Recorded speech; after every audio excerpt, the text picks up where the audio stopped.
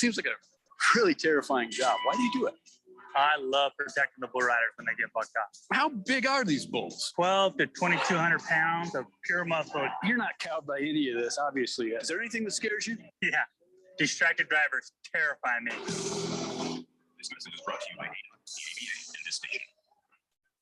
Here's your Money Minute with Market Wrap host Mo Ansari. One of the financial questions I get asked the most is, when should I begin taking my Social Security benefits? And my answer is always the same. It depends. If you take it as soon as possible, the amount of your initial monthly benefits will be significantly lower than if you wait for full retirement age. There are also tax consequences. And what about spousal benefits? When it comes to Social Security, it is important to know all of your options so you can develop the best strategy for your financial future. Everyone's needs are different, so you should always consider professional guidance before making any financial decisions. That's your Money Minute. I'm Mo Ansari. For more tips on financial planning, listen to Market Wrap with Mo Ansari weekdays at 5 p.m. on this station. For a free portfolio review with Mo Ansari, call 800-388-9700, 800-388-9700. Compact Asset Management is a registered investment advisor. Funds custodian, Fidelity Institutional Wealth Services, member FINRA SIPC. The rumors are true. You've been hearing me talk about why refi for some time now. Money Radio listeners are earning a high fixed rate of return on their investments by investing with Y Refi, and they don't have to worry about the stock market or the Fed. Folks, Larry Elder here. What if you could invest in a secure, collateralized portfolio where you'll know what each monthly statement will look like with no surprises? Your interest is compounded daily, you're paid monthly, and there are no fees. You can turn your monthly income on or off, compound it, whatever you choose. And get this, there is no loss of principal if you ever need your money back. Just contact my friends at Y Refi. I have, and take it from me, Eldorados, they're trustworthy, honest, due diligence approved, and you can earn a fixed rate of return up to 10.25%. Just go to investyrefi.com. That's invest, the letter Y, then REFY.com, or call 888-Y-REFI-13. Just click on investyrefi.com or call 888-Y-REFI-13. You'll be glad you did. Live from the Harman Solar Studios in Scottsdale. This is KQFN Tempe. Also transmitting on K25CD Phoenix, 99.3 FM. And K240 U Fountain Hills at 95.9 FM. All right, people, settle down. Because it's time. Time for what? Showtime. When does it start? Right now. 3, 2, 1. Let's get on with the show. Let's do it.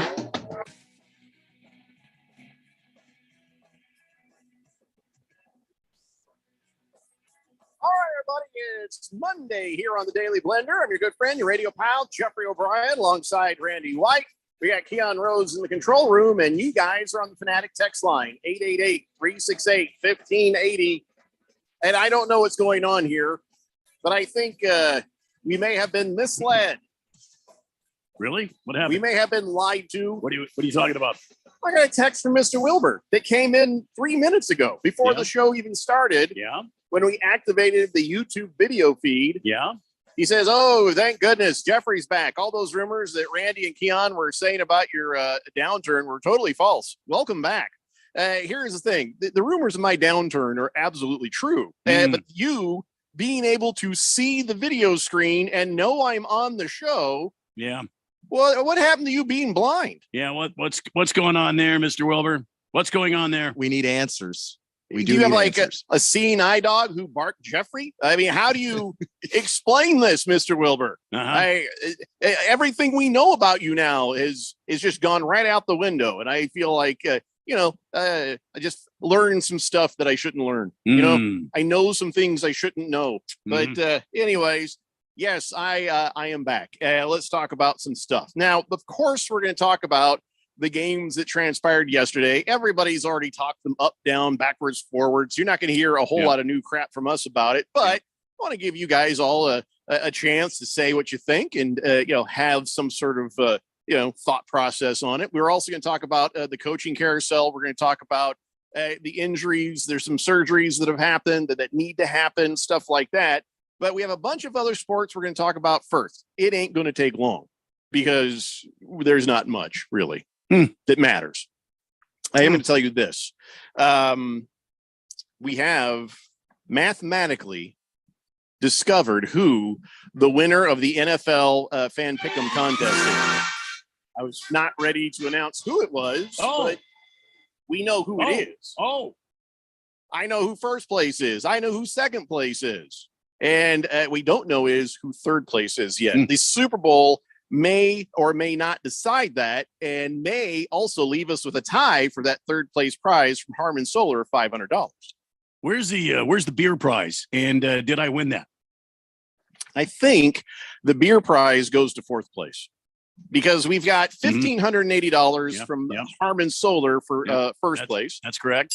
We got that Hemingway bike for second place. Oh yeah, that's a great bike too. Yeah, yeah. Which, can I just say this? Right now, I'm in second place, along with Dirty Rat. But here's the thing: I can't win anything. Well, I could have won the damn bike. I was just going to say that. I'm sorry, sir. You cannot win, sir. I know. I can't win. So once again, I'm getting hosed out of something I might like. First, the last 2 years that I won this thing properly, I might have liked that money. This year, I might have liked that bike. I've been wanting to join Radio Ron's Sons of Apathy gang for years. But I just don't have one of them sweet electric bikes from Hemingway. So anyways, third place, though, that's a whole nother story that has not been decided yet. And we'll figure this whole damn thing out. But anyways, what's the prize for third place? Third place is $500. Very good. And then fourth place, I believe, is the beer prize. The 30 pack of whatever beer is on sale when Ron finds it. Just, you know what? Last time was Tecate and nobody picked it up. Just put it in my office, Ron. Since I won the prize. I think it should be in neither of your offices. It should be in my office because it's safe there, because I also have a lot of whiskey to distract me. I won't end up drinking the beer like you guys would. Have you been to your office since you got It's been a while. I'll be honest. It's been a while, but I marked the bottles. So if somebody's been drinking, I know it. I should have a video camera in there too. Now, Radio Ron says, what remains that last 30 pack is under Jeffrey's desk. What? Oh, I wish I hadn't read that out loud. I should not. I should have kept that one to myself. Say, Keon, I'm sending you a text as we speak. I'm thumbing this text out I need you to do a very important errand for me during the next break. I'm on it. Yeah. And also, did you guys have any issues with the text line when I was gone? Only the normal. Yeah, because now it's just the whole thing is just one big thinky wheel. So I'll get to the rest of your text here in a moment. But listen, I have been sort of out of touch for a week. I know that. I get that. So I did take a look at the standings, and I thought, well, maybe you guys could help fill in some blanks for me so I know what the hell is going on. All right. When I left, the Suns had won 1 game out of 10. Yeah. And then I come back, they've lost 1 game out of 6. Yeah. What's going on? Well, they got CP3 back, and Cam Johnson came back, and DeAndre Ayton's been in and out of the lineup, and they've been playing some good basketball. They've been playing some really good basketball. And by the way, we were doing this kind of a thing when Ralph was on the show. We were talking about how many games the Lakers lost and just exactly where the Suns were in relation to the Lakers. He yelled at me. Well, he yelled at you. He's pretty grumpy about it. Oh, wow. Don't let him push you around. I tell you what, we're going to talk about LeBron James here in a little bit. You all know why. You don't have to worry, because we just kept playing Burn in Hell Lakers every time he tried to talk. Yeah. Just kept playing it over and over again. And it was that solved it. You'd have been proud, Jeffco. Like that song can never actually get old. It actually can't. I feel like that was the absolute appropriate thing to do. So that was nice to see that they beat the Raptors, the Spurs, the Hornets, the Grizzlies, the Pacers, and the Nets. But here's the question. Are any of those teams currently good right now? Well, I think the Nets have been good. They're without KD right now, so they're in a bit of a free fall. The Raptors have been playing pretty good basketball. I don't know, Keon. I mean, they beat the Grizzlies. The Grizzlies have been good. The Hornets are bad. The Pacers are pretty decent. I mean, that's a solid team. So they've played a mixture of good and bad teams. They played obviously the Spurs, who stink, but for the most part, no, they've played some pretty good teams and some pretty bad teams, but they did a good job of winning the games they were supposed to win. And then, against the tougher teams, they surprised us in some of those. Radio Ron, the rest of his text was, by the way, does beer expire? Well, yeah, the born on date will give you an indication of expiration, but so far I've yet to have anybody tell me what happens if you drink expired beer, like it tastes bad or what, ice it down and it'll taste just fine. No, that's a crime against beer manity right there. No, I don't mean put ice in your beer glass and drink it over ice. I'm talking about put the cans on ice. Or the bottles on ice, or freeze the stuff. Yeah, the glass or whatever. I mean, I guess you could do that. Yeah, probably not. It'd probably explode in your fridge. Anyway, so there you go. Now my text line has popped back up. Let's see what people are saying. Thunder Snow says it's a miracle. I don't know if I would bring my reappearance on the show to miracle status. Wow. The miracle will be how long I stay. Miss Pringle says, thankfully, only one NFL game left, and then we can focus all of our attention on the USFL. See, 0% chance of that, Pringle. I warned the fourth dimension not to do that. I warned them. Yeah, you can say all you want. It ain't happening, although Mr. Wilbur always wished he could see, and now suddenly it seems as he can. Maybe miracles do come true. Hey, CK says, good afternoon, fellas. Welcome back, Jeffrey. Hope the beach vacation treated you well. King of Kittens, we're going to get to that. Let's see. Stockton Slap says, glad to have you back, Jeffrey. Would you rather win that bike or argument with your wife? Well, I can't do either. So I there's no point in me deciding which one I'd rather have. Yeah. I can't win the bike, and everybody knows they can't win an argument with their wife. So it's best just to let it go. Pinocchio says, Jeffrey, I knew they'd finally pay that ransom. Welcome back. Thank you, Pinocchio. Appreciate that. Listen, of course, what is the status of the Lakers record versus the Suns record? I don't have that in front of me. Do we still have a better record than they do? Yes, because they were getting close to us. Yeah, no. I mean, it's still a tight bunch of teams in that spot. But right now, the Suns are 26 and 25. They're in the 9th spot in the West. They'd be in that play-in game there. I don't care. The Lakers are 23 and 27. They would miss the play-in game entirely if the season started or the postseason started today. Yeah, here's the thing. This part of the West stinks so bad. It's like being in, where my Colts are from. Yeah, being able to 9th in the West. Who gives a crap? You know what I'm saying? You're one game above 500. As bad as the Lakers. No, the West is just tough. You're one game above 500.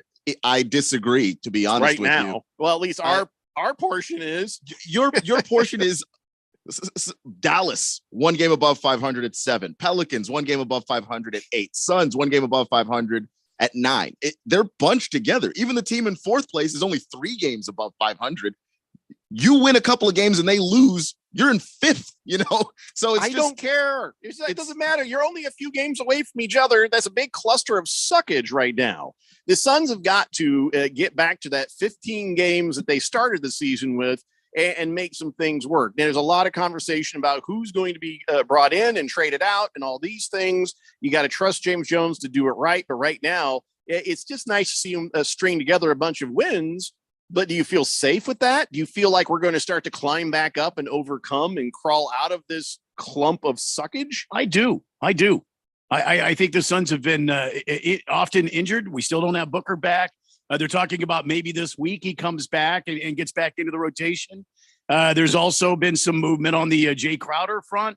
I was reading an article today about the Suns have given the Celtics permission to talk one-on-one with Jay Crowder. So there might be a deal forthcoming for Jay Crowder with the Boston Celtics and potentially a third team. So I think things are starting to happen. And I think this is just sort of like in baseball, this is the dog days of the NBA season. We're right before the All-Star break, and then I think things will pick up after that. Now, Keon, understand, I appreciate what you're trying to communicate here.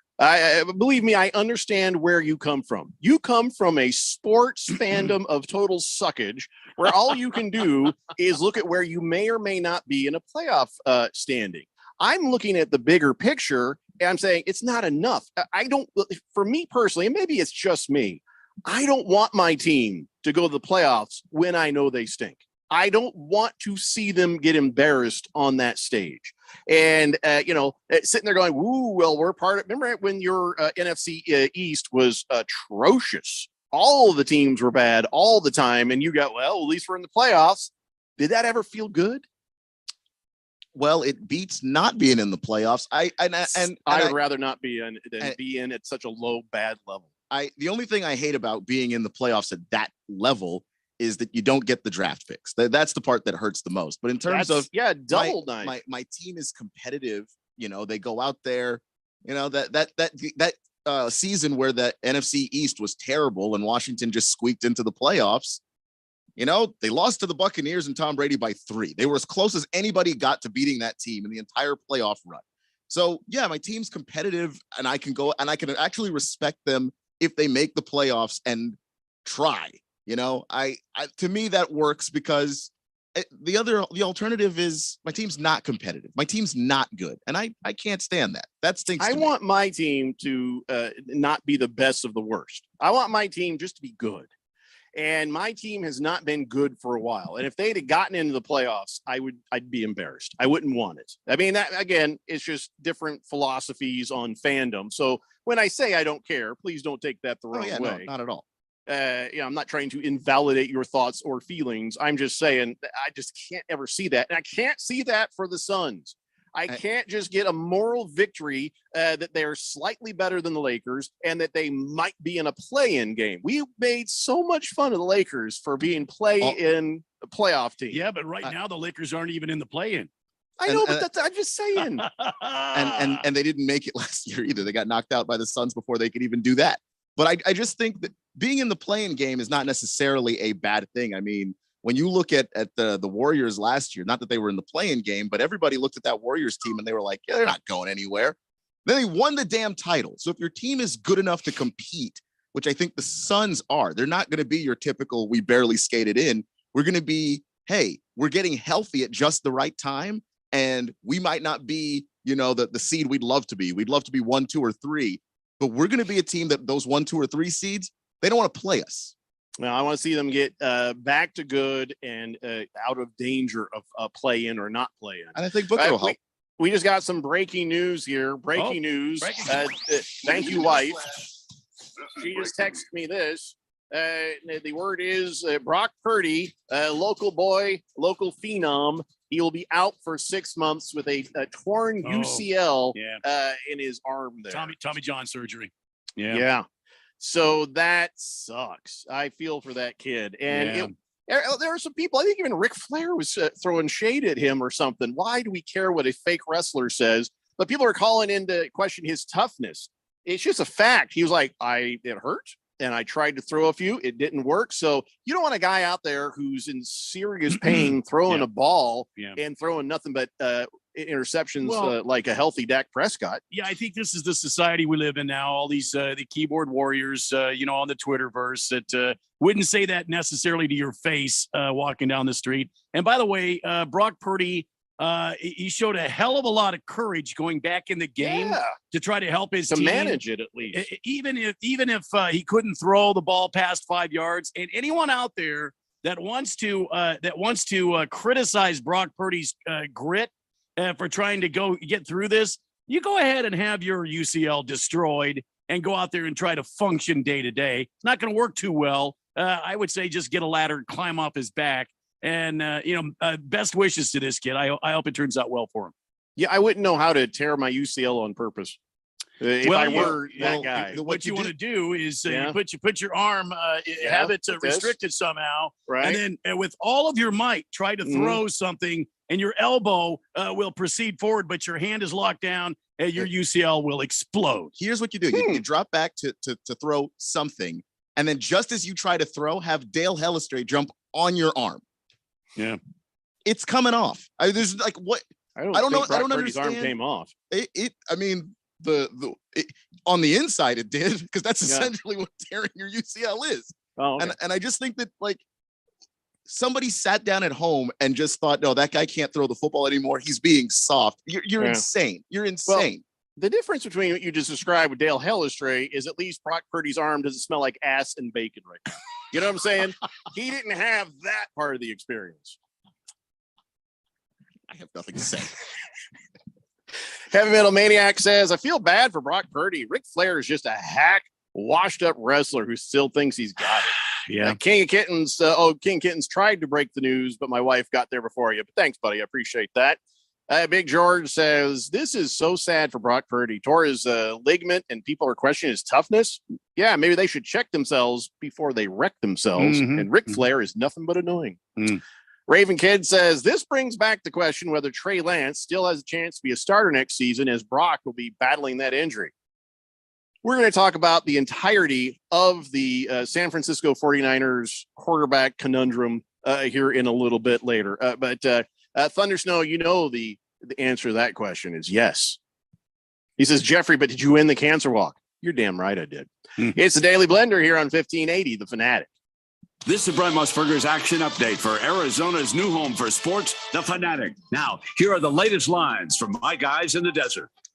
NBA tonight, the Phoenix Suns home to take on the Toronto Raptors. Phoenix favored by 1.5 points, minus 130 on the money line, while the Raptors are plus 110. The over-under sits at 221. Also tonight, Portland home to face the Atlanta Hawks. Trailblazers a 2-point home favorite, minus 130. Atlanta plus 110. Over-under at 237. The Dallas Mavericks an 8.5-point home favorite against the visiting Detroit Pistons. Dallas minus 350. The Pistons plus 280 with an over-under of 229.5. And the Minnesota Timberwolves home to face Sacramento. The Kings a 1-point road favorite, minus 118. Timberwolves plus 100.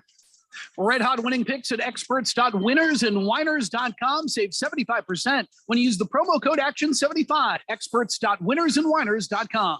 I'm Tony Desiri with your VSiN Action Update on 1580 and 99.3 The Fanatic. Finding great candidates to hire can be like, well, trying to find a needle in a haystack, but not with ZipRecruiter. Its powerful technology actively finds and invites qualified candidates to apply to your job. So while other companies might deliver a lot of hay, ZipRecruiter finds you the needle in the haystack. See why 4 out of 5 employers who post a job on ZipRecruiter get a quality candidate within the first day. Try ZipRecruiter for free at ZipRecruiter.com/free. That's ZipRecruiter.com/free. 5G is here, but the big carriers want you to sign a long-term contract to get access. Well, not anymore, because Straight Talk Wireless has rolled out 5G coverage nationwide with deals like our Silver Unlimited plan for just $45 a month and no contract. And get a Samsung Galaxy A13 5G for $149, all on a reliable 5G network. 5G coverage, 5G phones, less money. Straight Talk Wireless. No contract, no compromise. 1 month equals 30 days. 5G capable device required. Actual availability, coverage, and speed may vary. See latest terms and conditions at straighttalk.com. Remember last year when you wanted to hear that NFL matchup, but you couldn't because you were at your nephew's birthday party and the Fanatic couldn't stream the NFL on their app? Didn't that suck? Well, those days are over, pal. Now you can listen live to every primetime NFL game on the Fanatic app. Download the app now at the Google Play Store or the App Store, or at 1580thefanatic.com.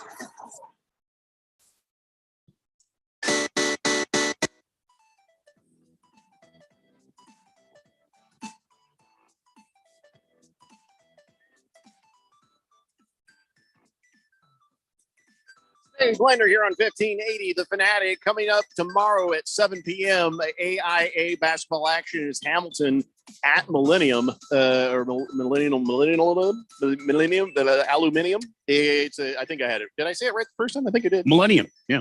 We all have words that we struggle with. Mine is statistic, and everybody's got their word. But Millennium, I think I said it right. Anyway, so there you go. 7 p.m. Here on 1580, The Fanatic. All right, before we get on to the football, I want to still talk a little bit more NBA and some other sports real fast. And then don't worry, people, we'll get to it. Did anybody catch this video where somebody came up and told LeBron James that they had canceled Gilmore Girls? Because I think that's what that looked like. They had just told him they canceled Gilmore Girls, and he looked just out of his mind. He was sad. He was. Oh, why, God? Why? Why could they just? Why did they have to cancel my favorite show? Isn't that what happened, or what? Was that something else? Because it just seemed pathetic. No, I think there was a terrible no call in the Lakers Celtics game. And he was responding to that. It was just a no call. He lost his mind. He looked like that dude in Platoon. Like he'd been shot. I think it was William Dafoe. He just got shot. It's like, come on, man. It's so early in the season for this nonsense. I get it. It's overtime or trying to win the game before overtime or whatever. But come on. And now listen, everybody agrees. It was a no call. Saw it. It was a no call. The refs came out and I think they over apologize. You ever see somebody apologize and you're like, fair enough. Then they over apologize. You're like, ooh, that's bad. Here's what they came out and said. They came out and said, like everyone else, referees make mistakes. We made one at the end of last night's game, and it's gut-wrenching for us. This play will weigh heavily and cause sleepless nights as we strive to be the best referees we can be. Oh, please. Can you believe that garbage? Laid it on a little bit thick there, guys, for a regular season. This is the 47th regular season game for the Los Angeles Lakers. This is not a playoff game. You didn't cost them a game 7 in the Western Conference Finals. This was game 47 of the regular season. Unbelievable. Yeah, but if you take a moment with that, that could be some real deep dive sarcasm. I sure hope so. Aimed at the way LeBron responded. Oh, we saw it. We missed that call, LeBron. This may hurt us more than it hurts you.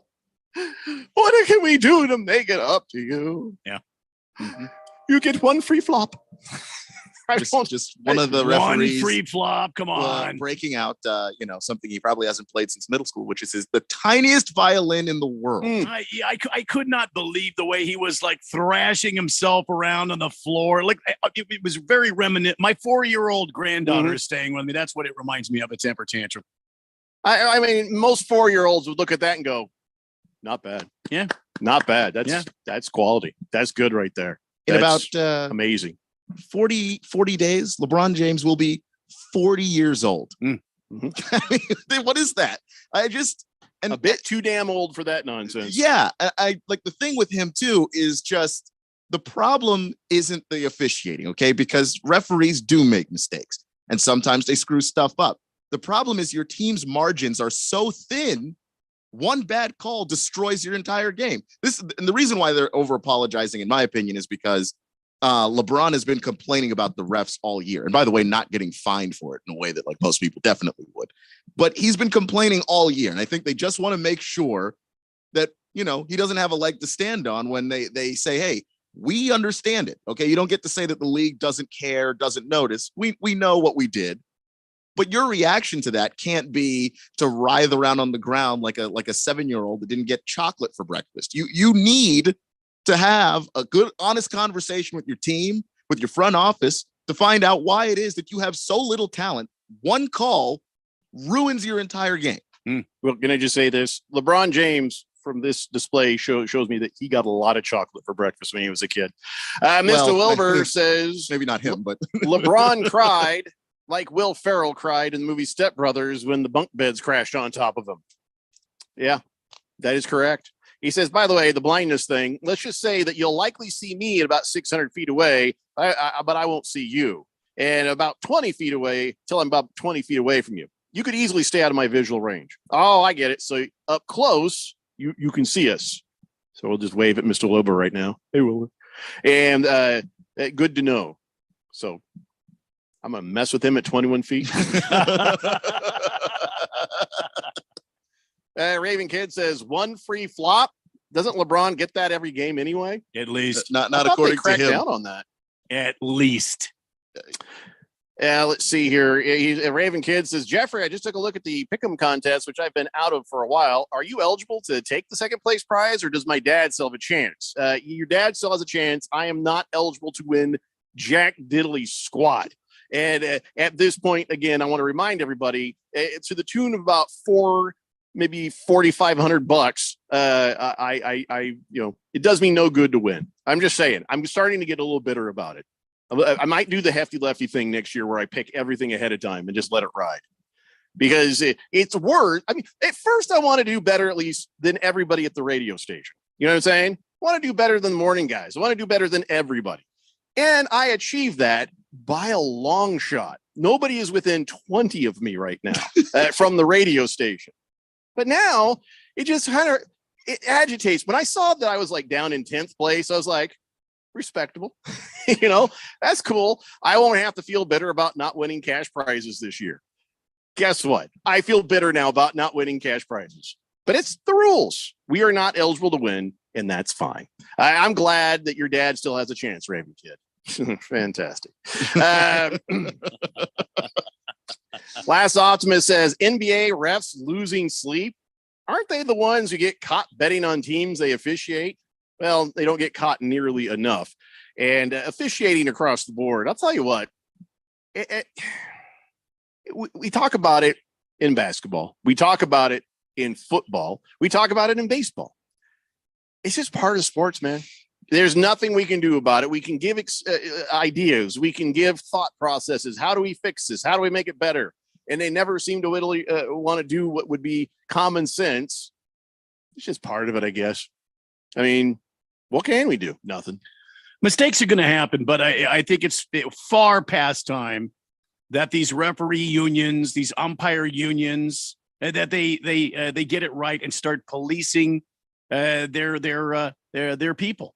Angel Hernandez, for example, is notoriously a horrible umpire, and yet the union does absolutely nothing, and he continues to work at the major league level. Now, if I came in and I just did horrible work, you think Radio Ron would keep me on? He's kept this show on for 5 years. Well, I really don't know. This is a good example at all.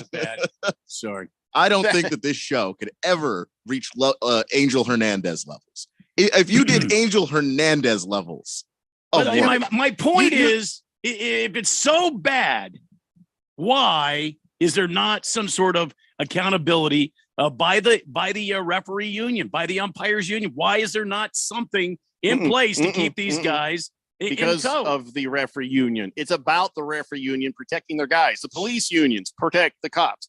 The players union protects the players. The referee union protects the referees. There's only one way to do it, and it's have the actual governing body, the actual NFL, NBA, Major League Baseball, in collective bargaining agreements insist on certain points of accountability. But they're never going to go along with that. And I say, fine, you bastards, strike. Go ahead and strike. Strike on this and see how bad this turns out for you. That's what I'd say.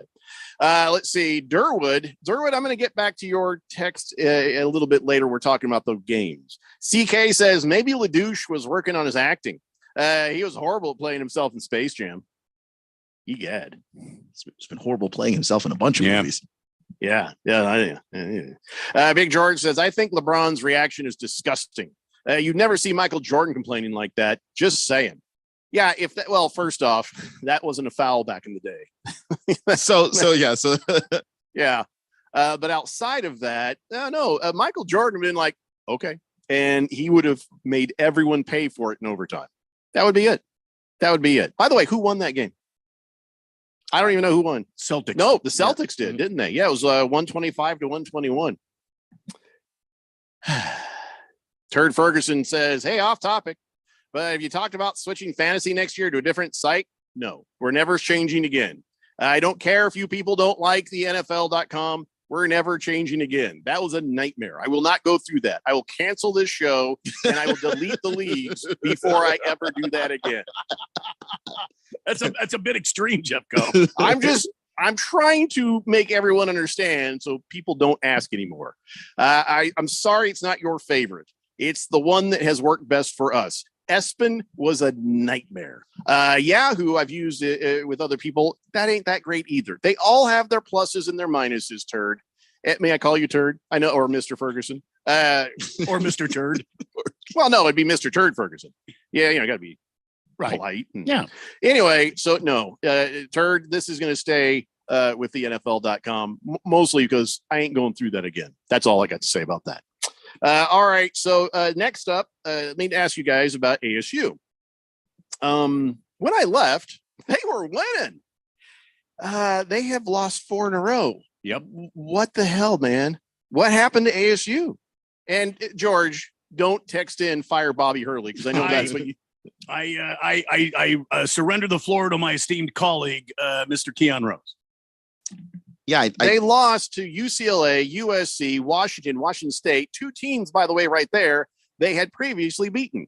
Yeah, and I think Washington, losing to Washington, splitting with Washington in a season, I got no problem with that. Like the three of the losses, I'm like, all right, I get it. UCLA, number 5 in the country at the time, you lose to them, I get it. USC playing some pretty good basketball when they rolled into them, I get it. Washington, that's a tough squad that they have.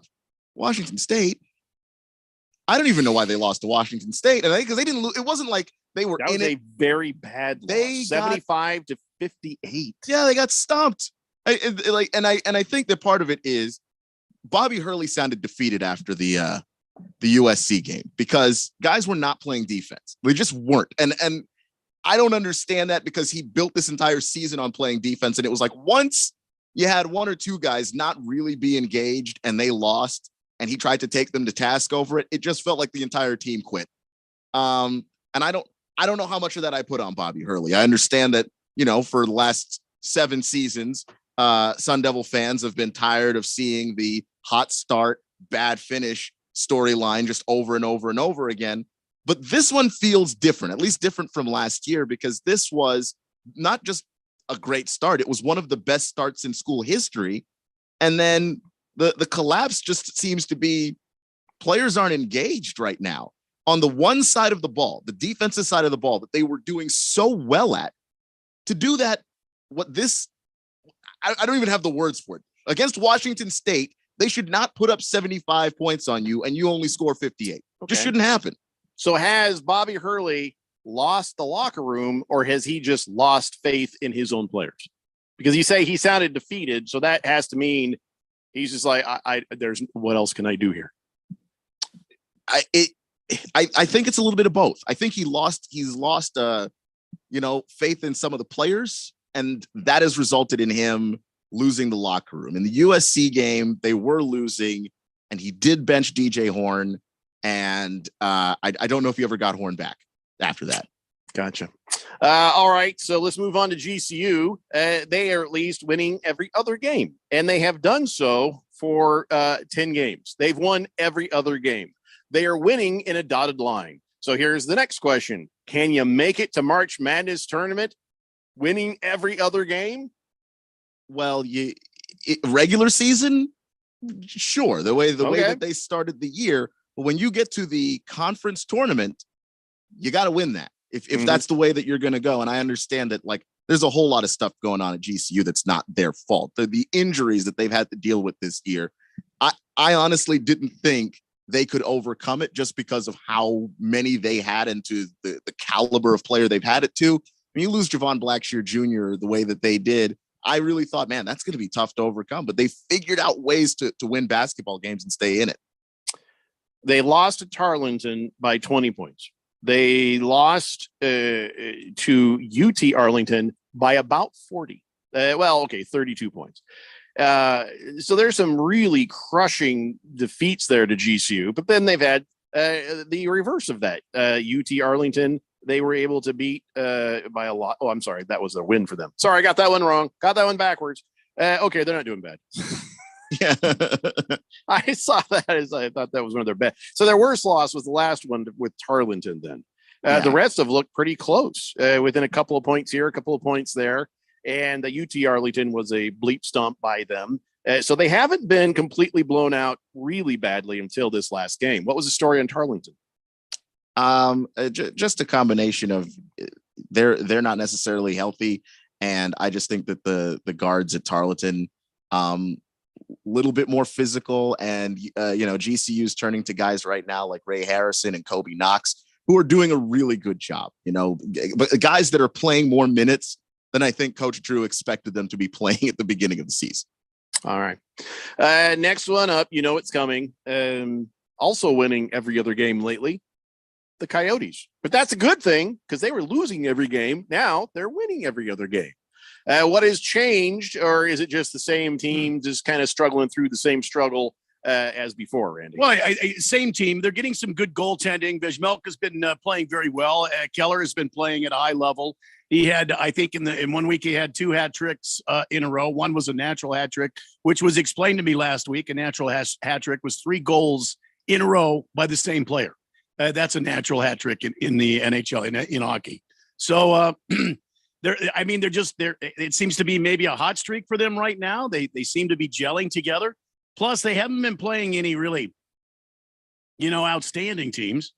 Right. Okay. So an easy streak. I don't know that it's an easy streak. I just think they've been playing good hockey combined with they've hit some, like St. Louis has been playing horrible this as of late, and they caught St. Louis, but then they lost to was it Vegas? They lost Anaheim.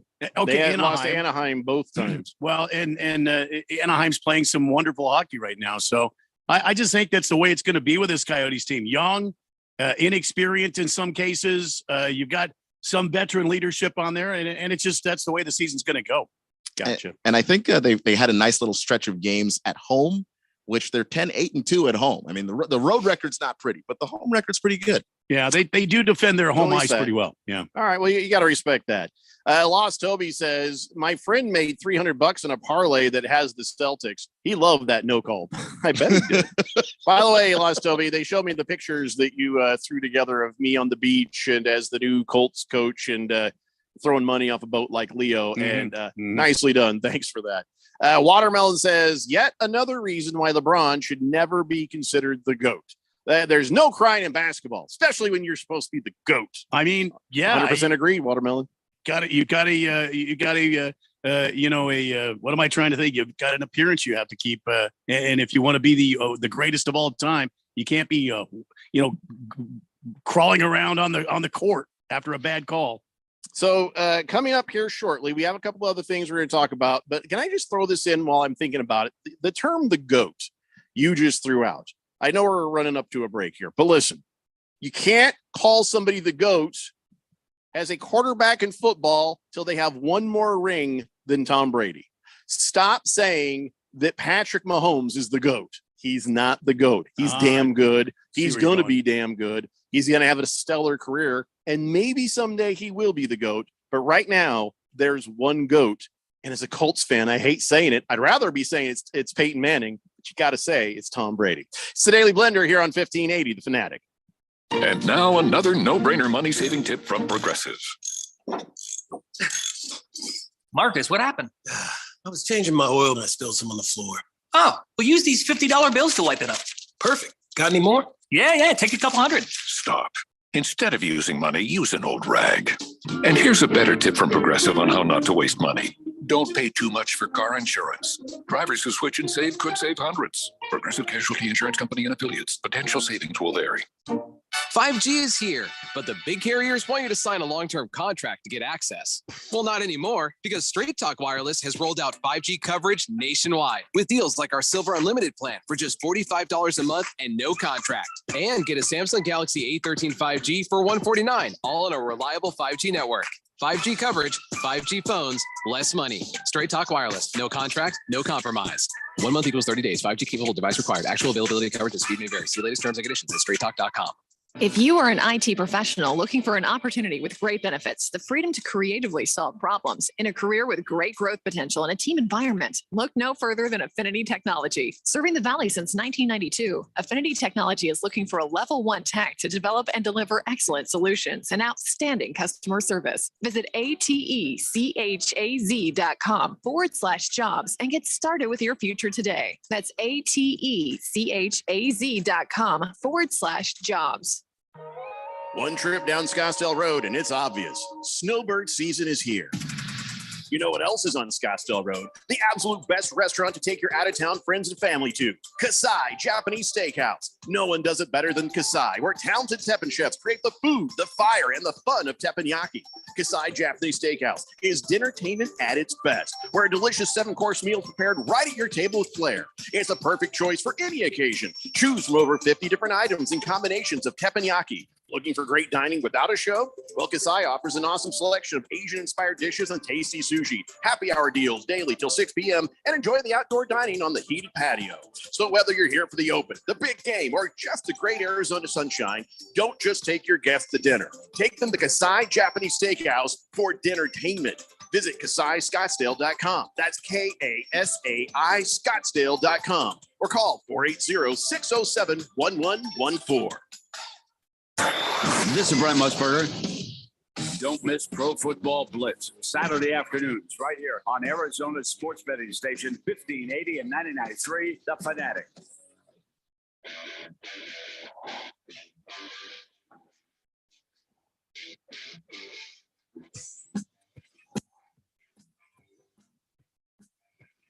David Blender here on 1580 The Fanatic. We got college basketball for you Wednesday, 6:15 p.m. It's Villanova at Marquette for your listening enjoyment. Right now, we're just trying to get caught up on some of the regular sports stuff before we start hitting the NFL hard and heavy. But real fast, just want to say, boy, I was surprised for a couple of reasons.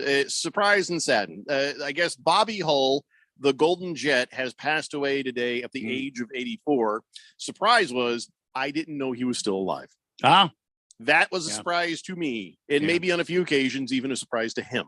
But the 12-time All-Star, 2-time Hart Trophy winner, epic member of the Chicago Blackhawks. He was 84. 15 seasons for the Blackhawks, and he's a career leader for the franchise in goals, 604. He had at first, in a lot of different categories. He had 28 hat tricks. He had ridiculous amounts of points, and he was inducted to the Hall of Fame back in '83. Remember when his son Brett, he got inducted in 2009 after he played for 19 years. But remember they retired. The number 9 was retired by the Blackhawks and the Jets. The Winnipeg, Jets, who are now who? The Arizona Coyotes. Arizona Coyotes, yeah. Yeah. And they also retired Hull's number 9. And then they unretired it back in 2005. So his son Brett could honor his father by wearing it. So that's a very cool story. But a life well lived, 84. That's pretty damn good. So sad to see him go and pass. But, as far as careers go, Hall of Fame, as far as lives go, I believe one well lived. I mean, he even showed up playing around with the Phoenix Roadrunners at one point, right, Randy? Yeah. Was it Gordy or was it Brett? I can't remember now, but one of them. But great hockey family, hockey royalty for sure. I saw Bob McClay posting something up about that. I figured he's old as hell, so he should know. So I'm just repeating what Bob McClay, newsman, had posted.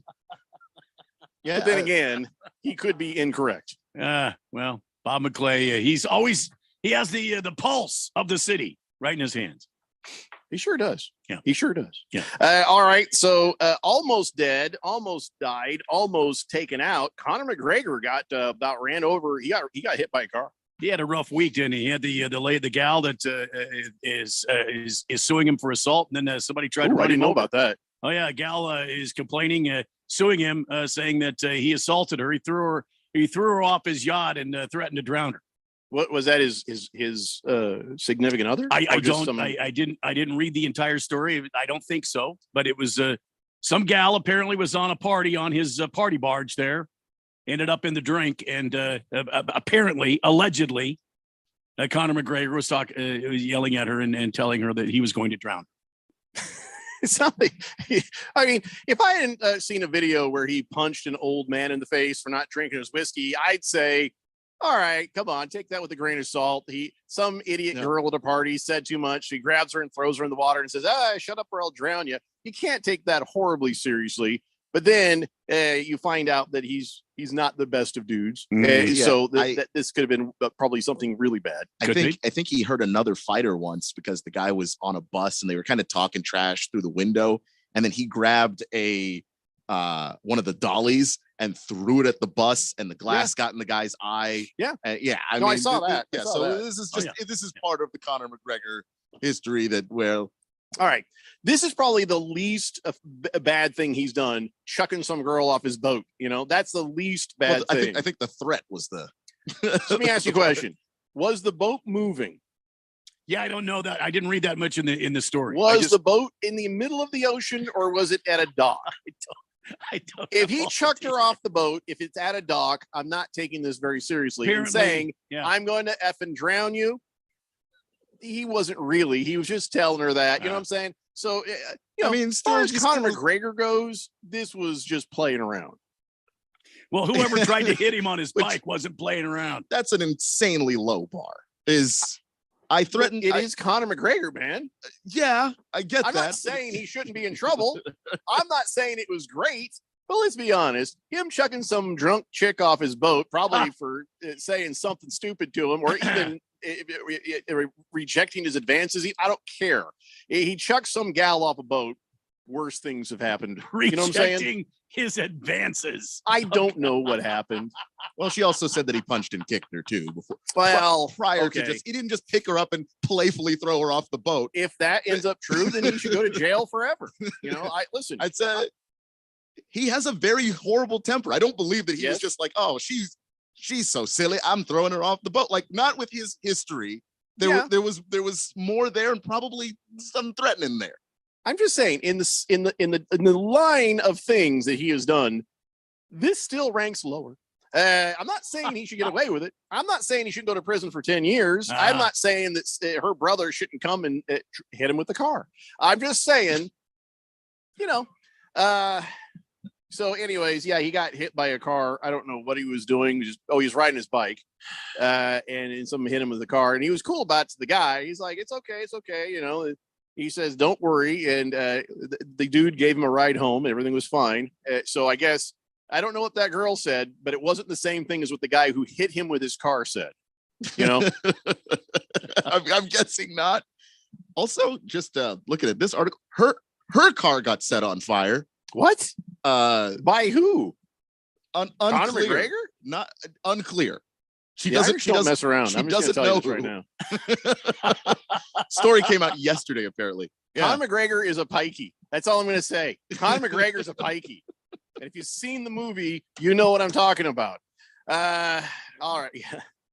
Let's see here. Cardinal Arts is glad to hear you're back on the airwaves, Jeffco. Randy Man, may I please have a double shot of your finest Crown Royal, 2 cubes of ice, please, and a weather forecast. Hey, you know, seeing some sprinkles over here on the west side. Well, from the 1580 Fanatic Weather Center, Chief Meteorologist Randy White at your service. Yeah, a winter storm watch is in effect. Had some rain this morning. Expecting more overnight as we continue through a couple of cool days with highs in the mid 50s. Overnight lows chilly out there. Chili Moreno. Chili Moreno, everybody. It is. It's currently in the 50s. Some I can't get the actual. No, it's 60 degrees downtown Phoenix right now. They're mostly cloudy conditions. From the 1580, the Fanatic Weather Center, Chief Meteorologist Randy White. Back to you, Jeffco. Thank you, Randy.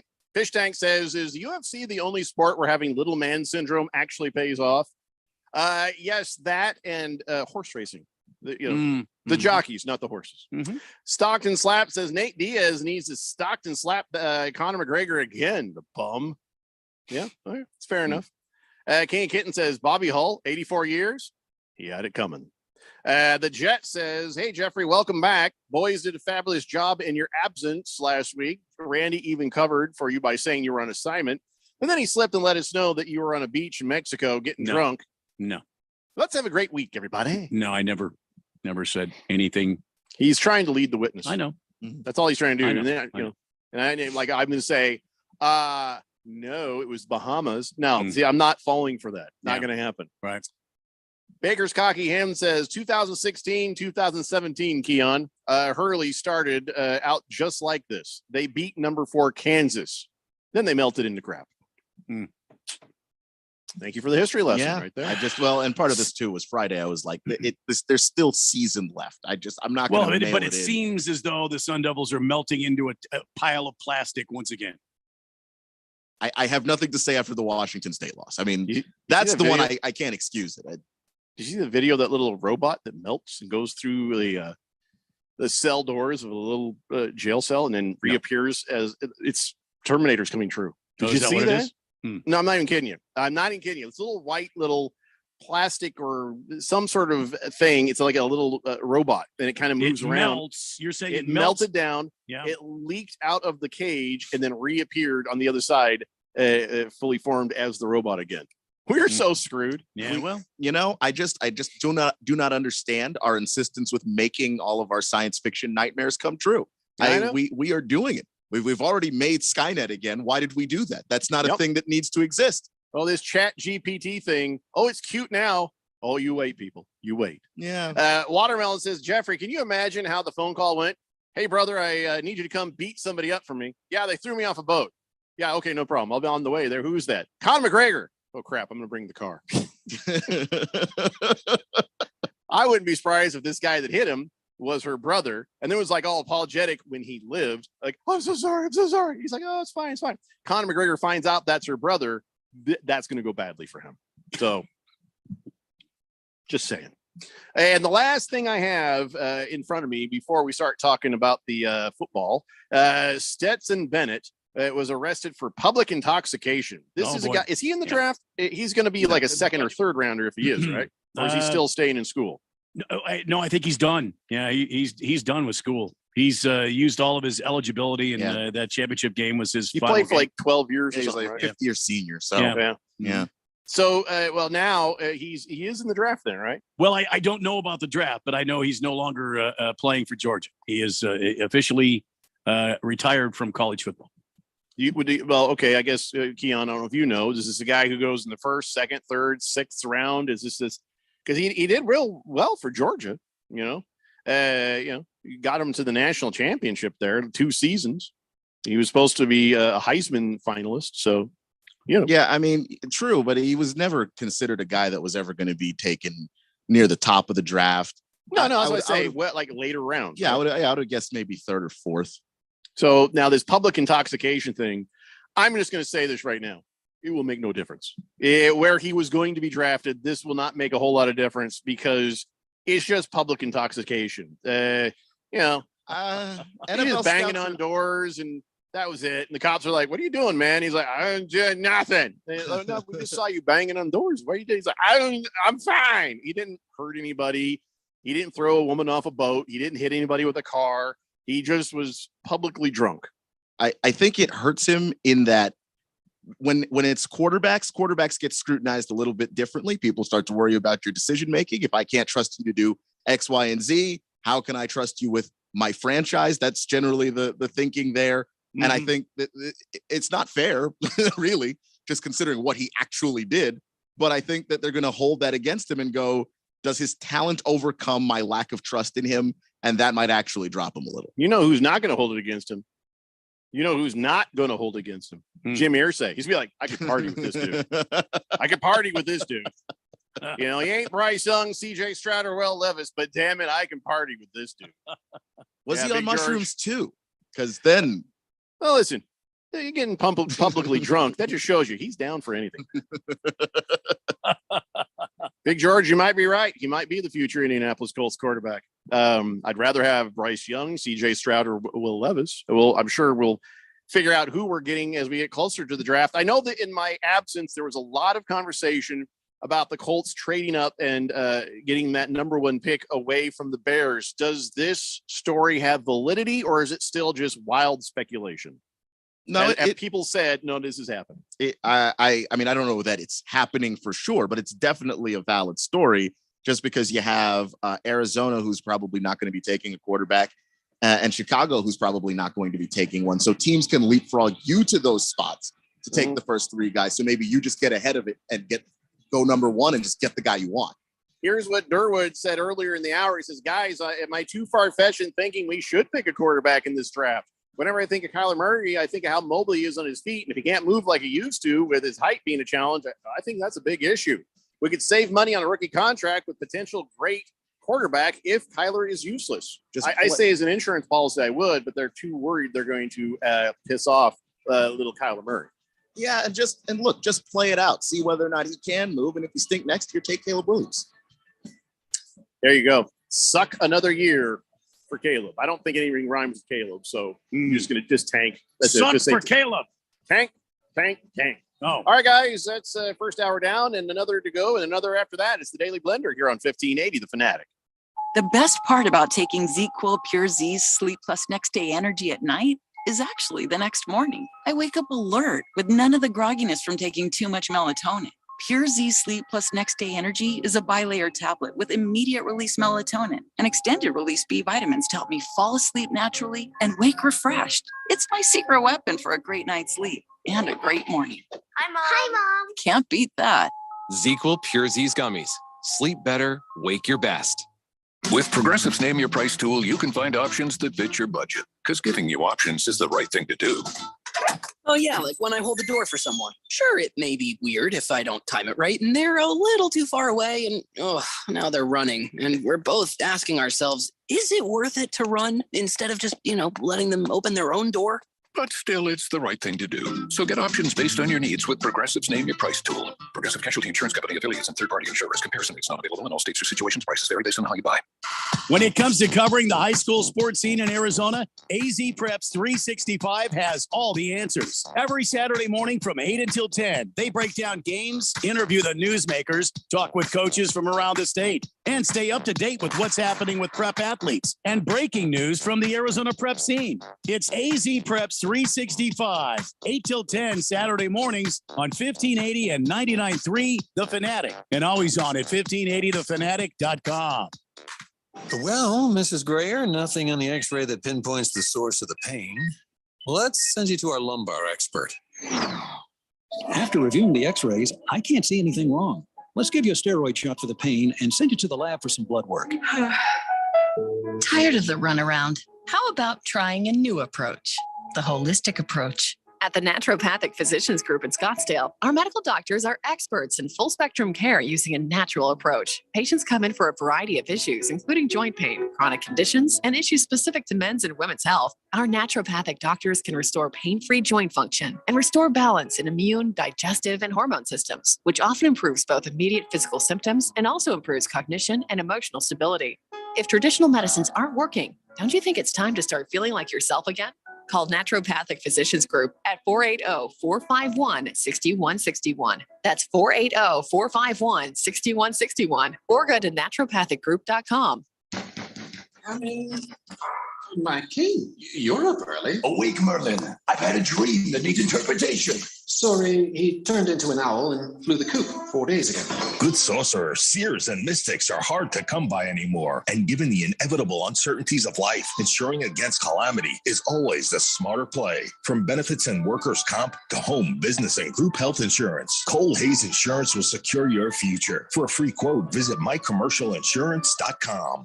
KQFN Tempe, also transmitting on K25CD Phoenix at 99.3 FM and K2.2 Rolling Hills at 95.9 FM.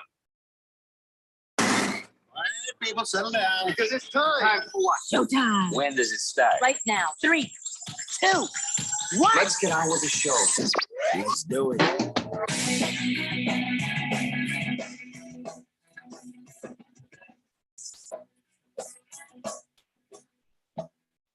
All right, buddy, it's 4 o'clock here on the Daily Blender. I'm your good friend, your radio pal, Jeffrey O'Brien, alongside Randy White.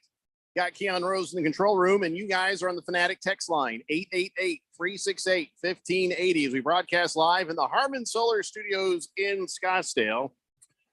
And, all right, so here we are. It's been decided. It's been sorted. The games have been played. The Eagles, the Chiefs. Yes. Super Bowl 57 here in Arizona. Yeah, by the way, still not interested in going to Radio Row. Thank you very much. Good night. It has come up on a couple of occasions, and I can't stress this enough. I'd rather just keep this show. You know what I'm saying?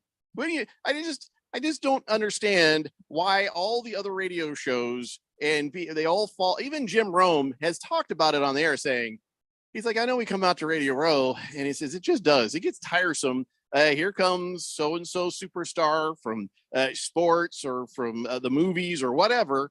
And like to talk to them, there's a cost. The cost is you have to let them sell their goods, whatever beer, whatever insurance company, whatever they're there to try to shill, you have to give them a majority of your interview and let them do that. Fungus cream. I just assume not. You know what I'm saying? This show never needed to be on Radio Row to begin with. It doesn't need to be now just because this thing is happening 40 miles away. I mean, if you guys disagree, let me know and we'll talk about it. But I just, because we haven't had time to have any sort of meeting or nothing. Hair growth cream. Just feel 0% reason to let people take this show over to sell their stuff. And everybody's like, wow, it was a great interview with, whoever. Oh my God, that just made the difference. Put your show on the map. No, it didn't. This is just a waste of everybody's time. It's like saying to your listeners, we don't really care about you. We just really want to meet somebody. We don't need that. I'd rather hear from the super fans of the Fourth Dimension, the entirety of 3 hours than ever interview somebody who doesn't give a crap about us. And because they don't. They're only there because they're making money to be there. And that's that. That's all I care about. You guys may love to hear those interviews, and some of them will be good, but a lot of them will be bad. I don't want to be a part of it. Skin oil. If you guys want to do that, I'll just take another week off.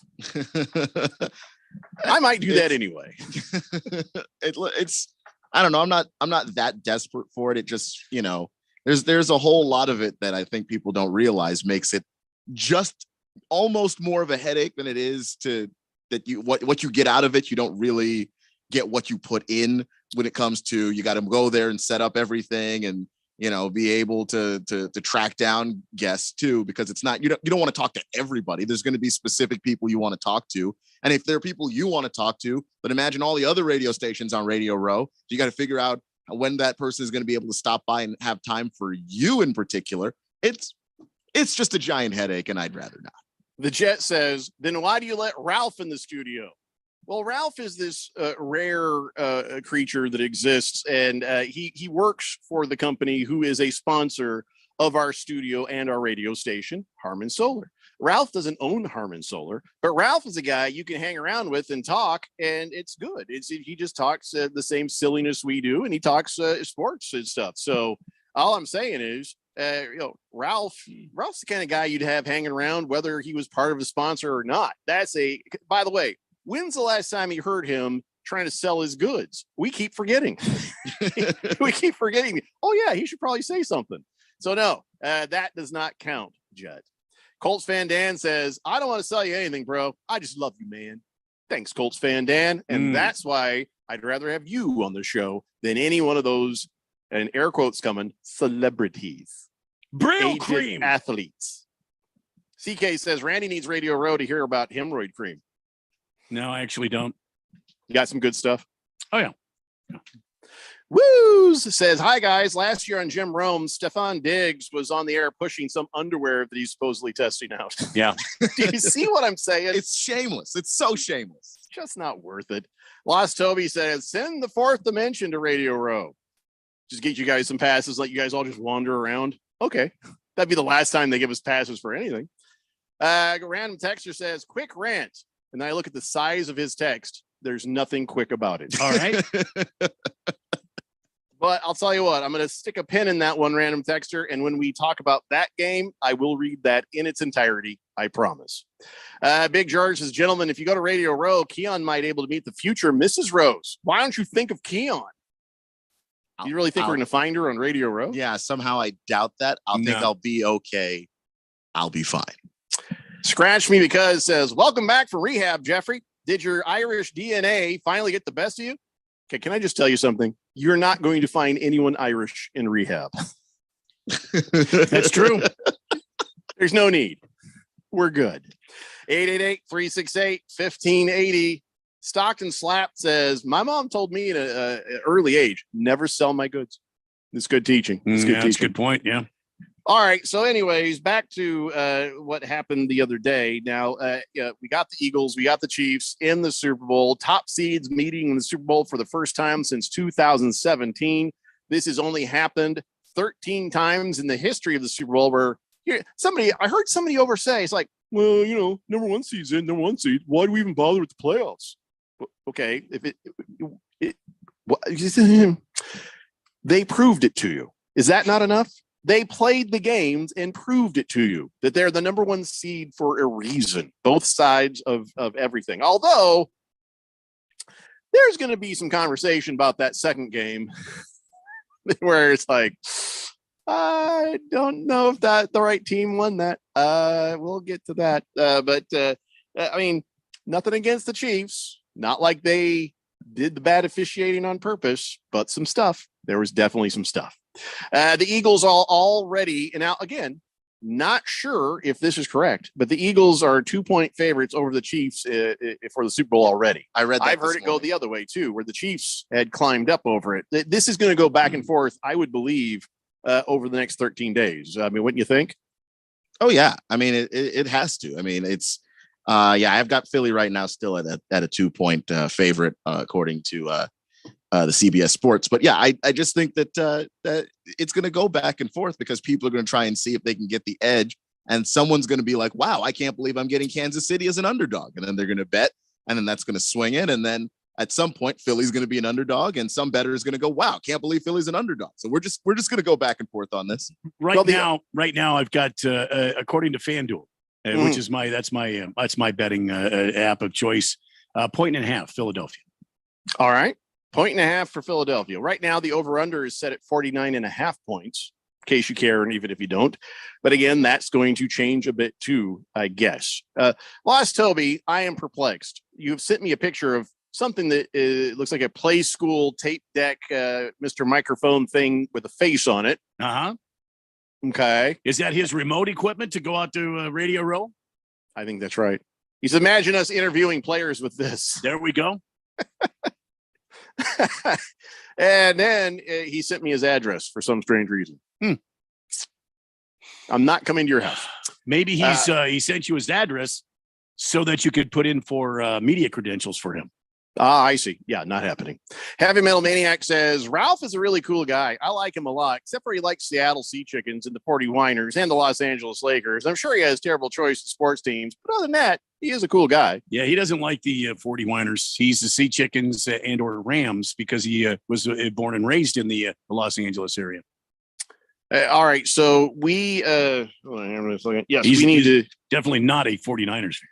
No, but he is. If they had won, he would have been. Well, maybe a lifelong one if they had won. I don't know. I think he picked the Eagles to win, didn't he? He did actually. Yeah, I think he picked the Eagles.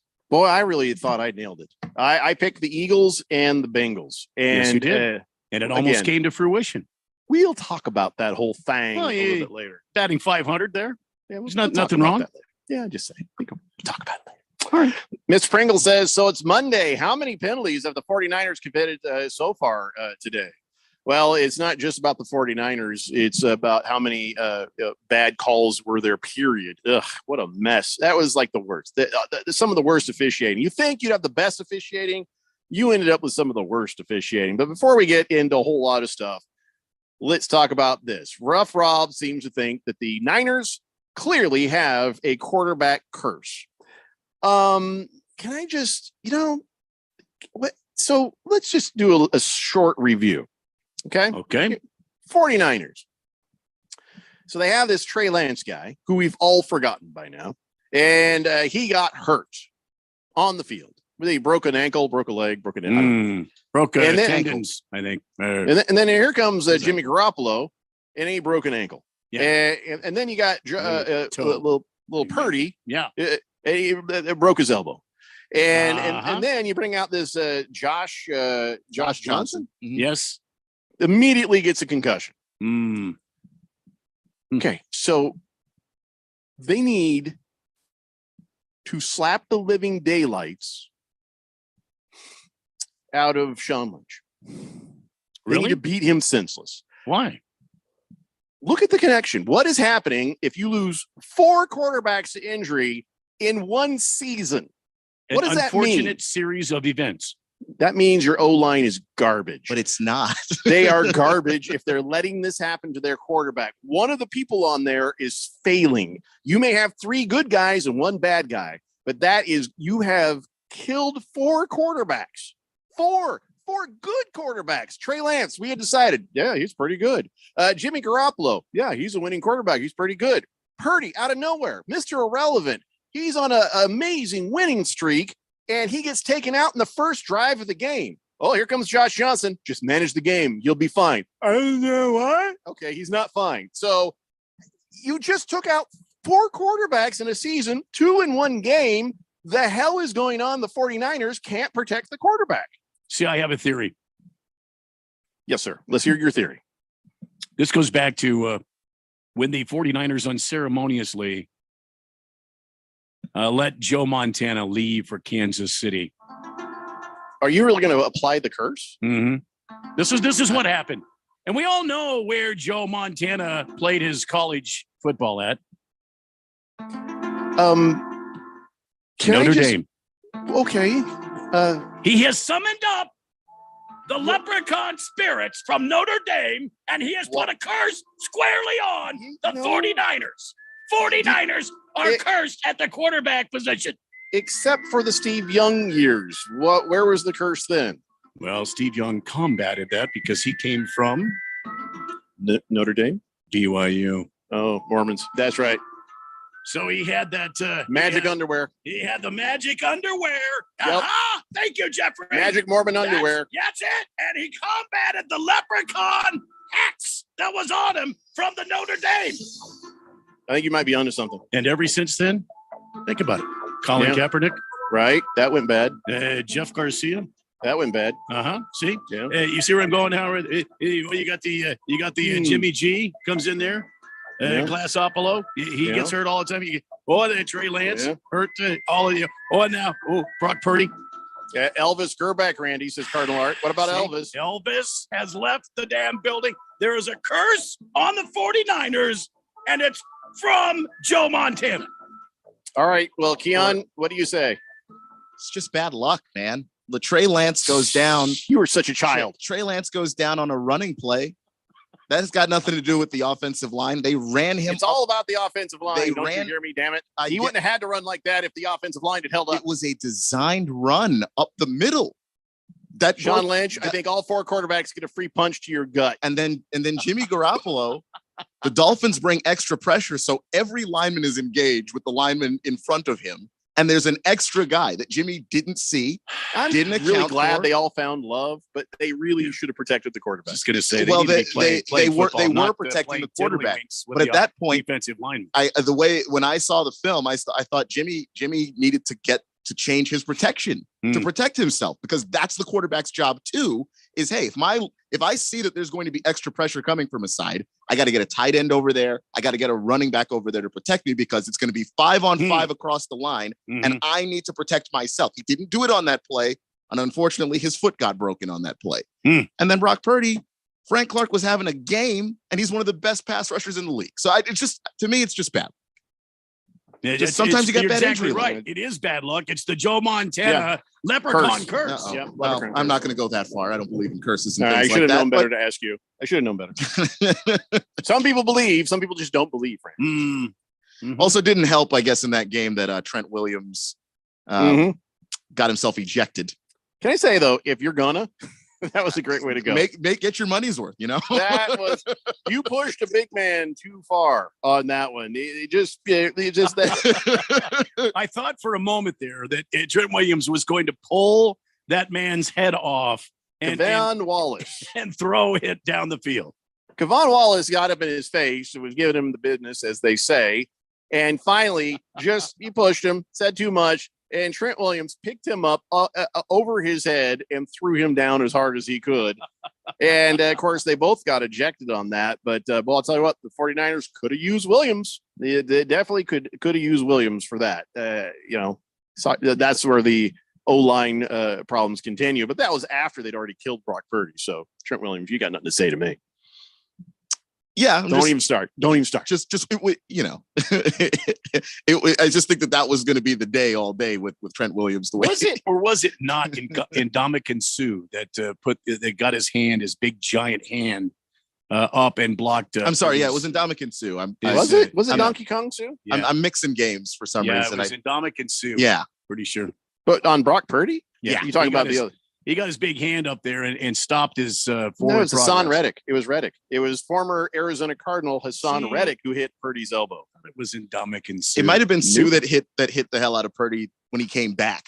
Because I do remember seeing, like slow motion and Ndamukong Suh just blowing if only Brock Purdy out of Cardinals had existence. paid Hassan Reddick, huh? Wow. Why would you do that? Why would you know. pay Hassan Reddick? Why would you let Hassan Reddick stay on the Cardinals and be a spectacular defensive player? I mean, why would you do that? I mean, clearly he was overrated. Clearly, we have to talk to Steve Keim. Oh, that's right, we can't. So then Josh Johnson, it was Donkey Kong Suh who took out Josh Johnson. I think that's where you guys are getting. Oh, okay. He got hit so hard, he knocked Josh Johnson in the next year. And that is what happened there. And before Josh Johnson got knocked out, he was doing all right. But he also looked terrified. Yeah, he was terrified because he knew the old line was garbage.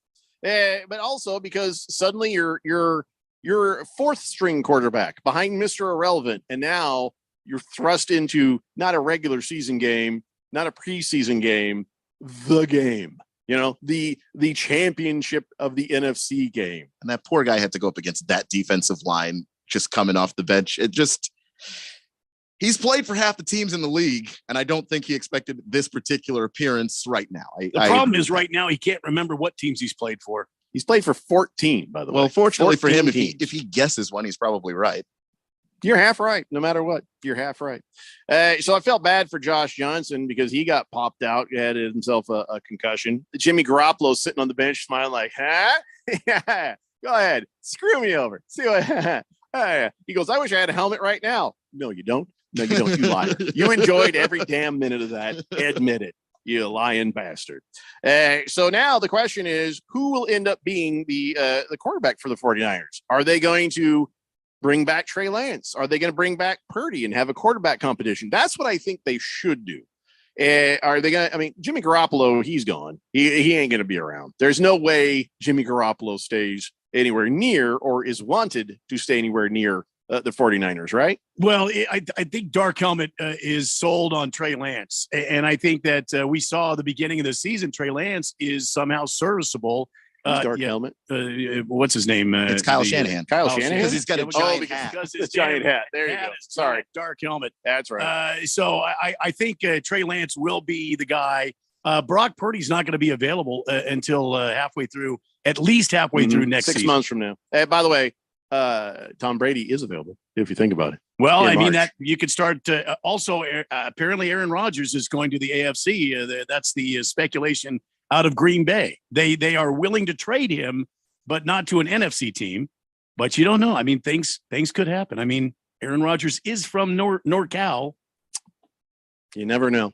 All I know is this: we have to take a break. When we come back, more about the game and all the stuff with the Eagles and the 49ers and all of your texts. 888-368-1580. It's the Daily Blender here on 1580 The Fanatic. Did you know you could be driving in a pile of cash, like right now? Bumper makes it easy to know what your car is worth. The used car market is hot right now. Bumper.com could be your opportunity to make some bank. Bumper.com lets you know what your car is worth based on your car's specific details. So whether you're selling or just want to know, Bumper makes it easy. Know what your car is worth. Just go to Bumper.com.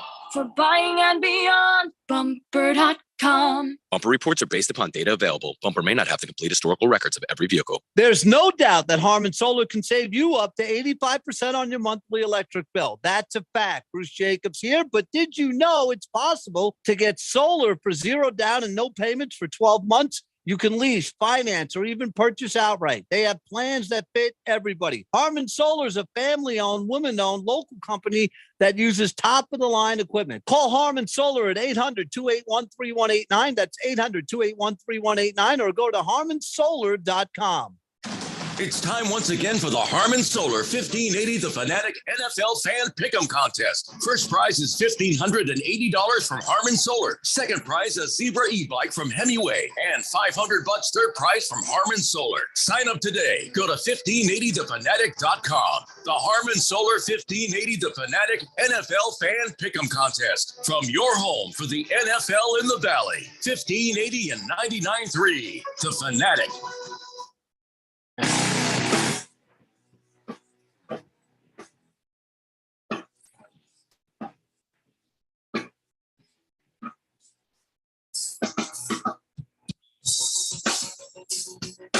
Today, the Blender here on 1580 The Fanatic. Let's get caught up on the old text line here.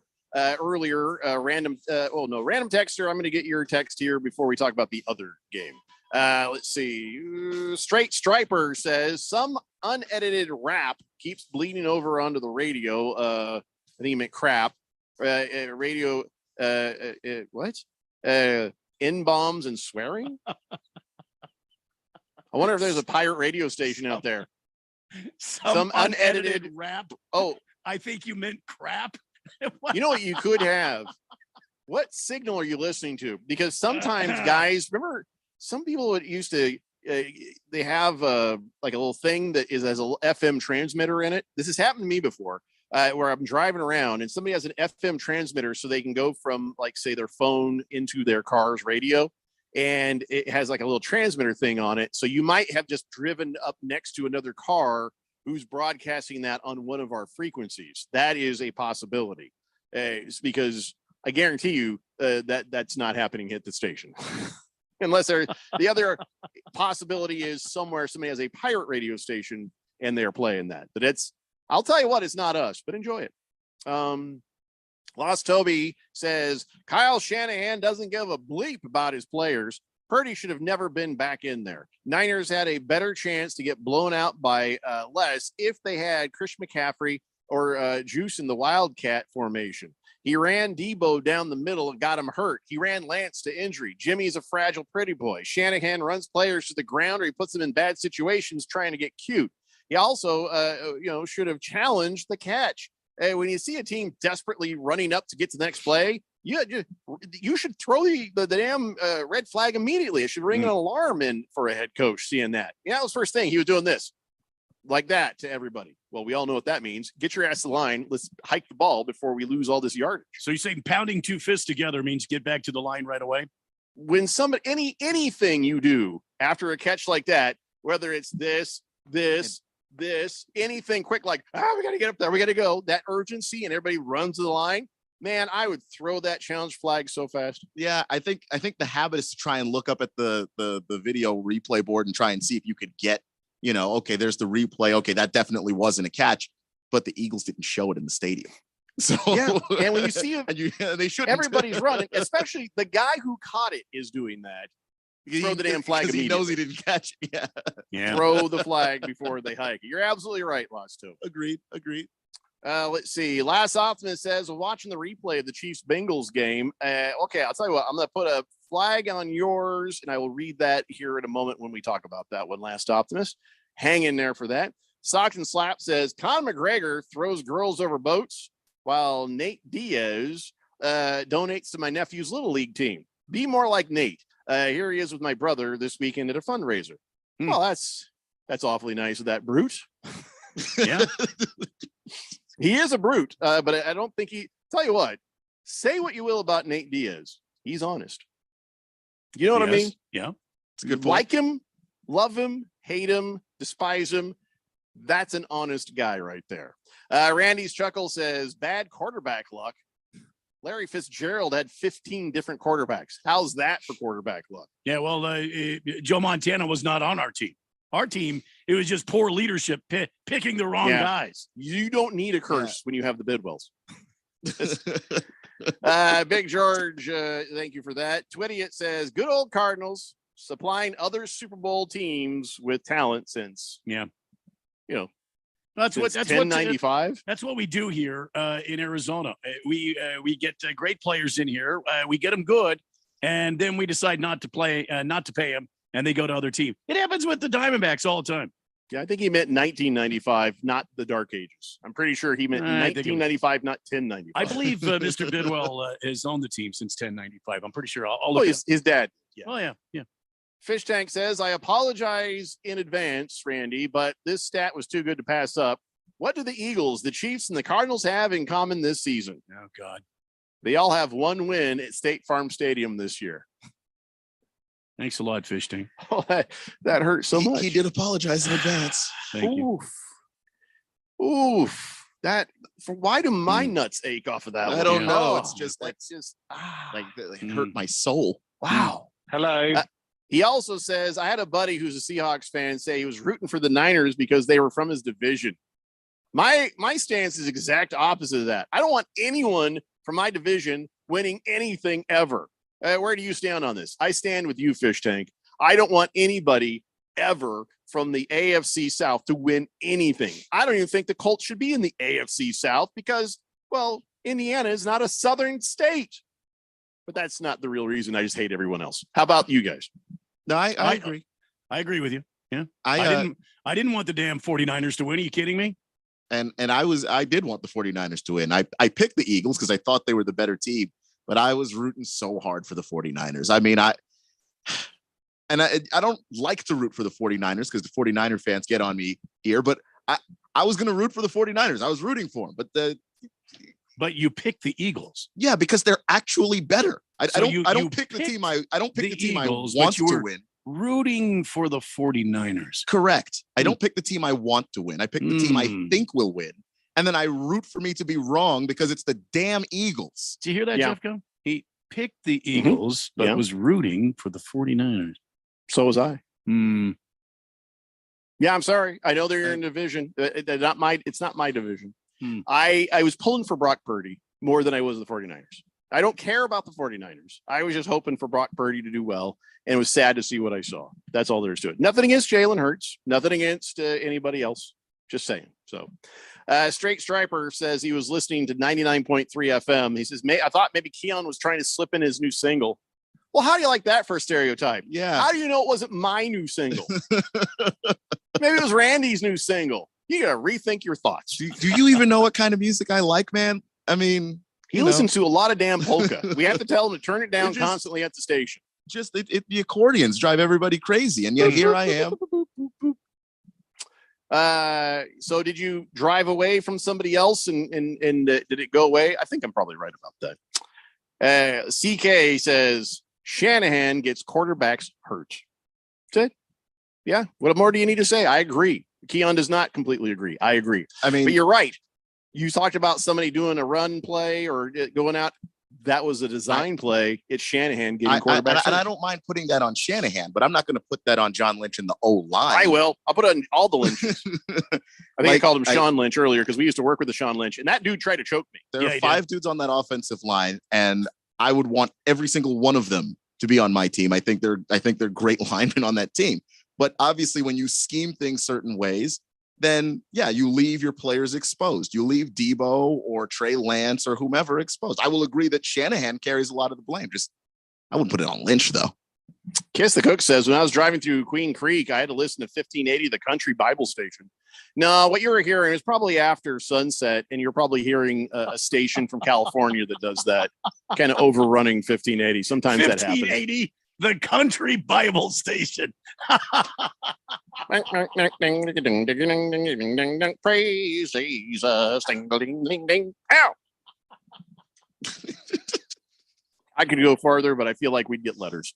Bruno Baller says, maybe the Dolphins and the Colts should switch divisions. Well, what? The Dolphins are in the north? Are they? East. East. We should be in the north. I don't know what the deal is. I don't know. I got to look at my my chart. Lost Toby says, also, I am all for never cheering for your division rivals. You know what I'm saying? And he says, by the way, the curse is real, but the mafia cursed the team when they were forced to sell the team. Ew. Cardinal Art says, I was rooting for the hometown kid. Other than that, I don't care. My team sucks. Right, Randy? It's Cardinal Art. I'm not gonna answer that. Don't make him say it, Cardinal Art. Don't make him say it. Big George says, who the hell is Jazz Chisholm? And why is he on the cover of the new Major League Baseball, The Show video game?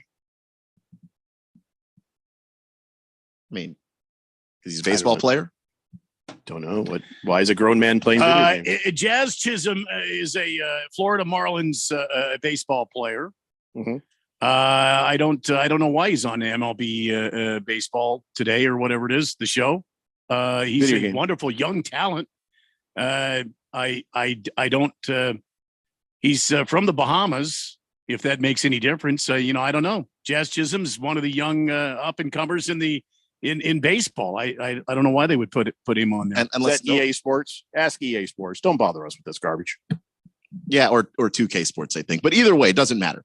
I think sometimes bother Keon with this garbage because he knows. You have guys that don't want to be on the cover because like for instance, they had the Madden curse there for a long time, and guys just didn't want to be on the cover. And that was the year we got Peyton Hillis on the cover of Madden because it was like, who else wants to do this? Nobody, because everyone's tired of being injured. Well, is Jazz just not? He wasn't at work that day. Well, yeah, no, he's just a really young guy that wouldn't mind being on the cover. Yeah, I mean, he's a 24-year-old young middle infielder. I mean, he's an electrifying baseball player. He's super fast. He's not. He doesn't have a strong, batting average, but when he does get on base, he's electric. He's a lot of fun to watch. So I don't know why MLB The Show put him on the cover of their. I'm not sure. There's several hundred players in the league. Why wouldn't they put, what's his name on there from the Angels? Everybody Shohei wants Ohtani or Mike Trout. Why didn't put Shohei on there? Or Goldie, I don't know. There's like a million guys they could have put ahead of him. He's a good dude, but do us a favor. Don't ask us that kind of question ever again. You want me to say? I don't know. Randy's chuckle says, yeah, pretty sure Jazz lost the not it game. Yeah, not it. That's what I was thinking exactly, Randy's chuckle. I mean, why wouldn't they put Aaron Judge on there? I mean, it seems like to me, if they wanted to market the thing right, they would have put Aaron Judge on there. Nobody knows. Nobody cares. Moving on. All right. So back to Jalen Hurts. He's made NFL history. The Eagles broke the 50-year-old rushing record during the game there. And, by the way, is he still MVP in waiting, or somebody else got him on that? I feel like Jalen? How's he doing with that? Did he make a comeback on that, or no? Is he just too far behind? Because I think the injury may have hampered him a bit, but I mean, come on, he's got to be in the run. He's got to be top 3. Who else is going to be in there besides Jalen Hurts? I mean, you got is it? It's got to be Patrick Mahomes. Patrick Mahomes, and you got who else? Joe Burrow. Yeah, so there were 5 finalists. Mahomes is one. Burrow is another one. Jalen Hurts is right there. Josh Allen is also one of the finalists. I'm missing one somewhere in here, but yeah, Jalen Hurts is one of the finalists. Yeah, I don't think Josh Allen's going to win it this year. So it'll come down to Jalen Hurts and Patrick Mahomes, basically. I would venture to say that would be true. Yeah, I don't think they'll give it to Burrow at this moment, but listen, Jalen Hurts, he's the real deal, kids. By the way, they tried to be ahead of this in Philadelphia. They greased the street poles and the traffic lights. They greased them. They literally greased them.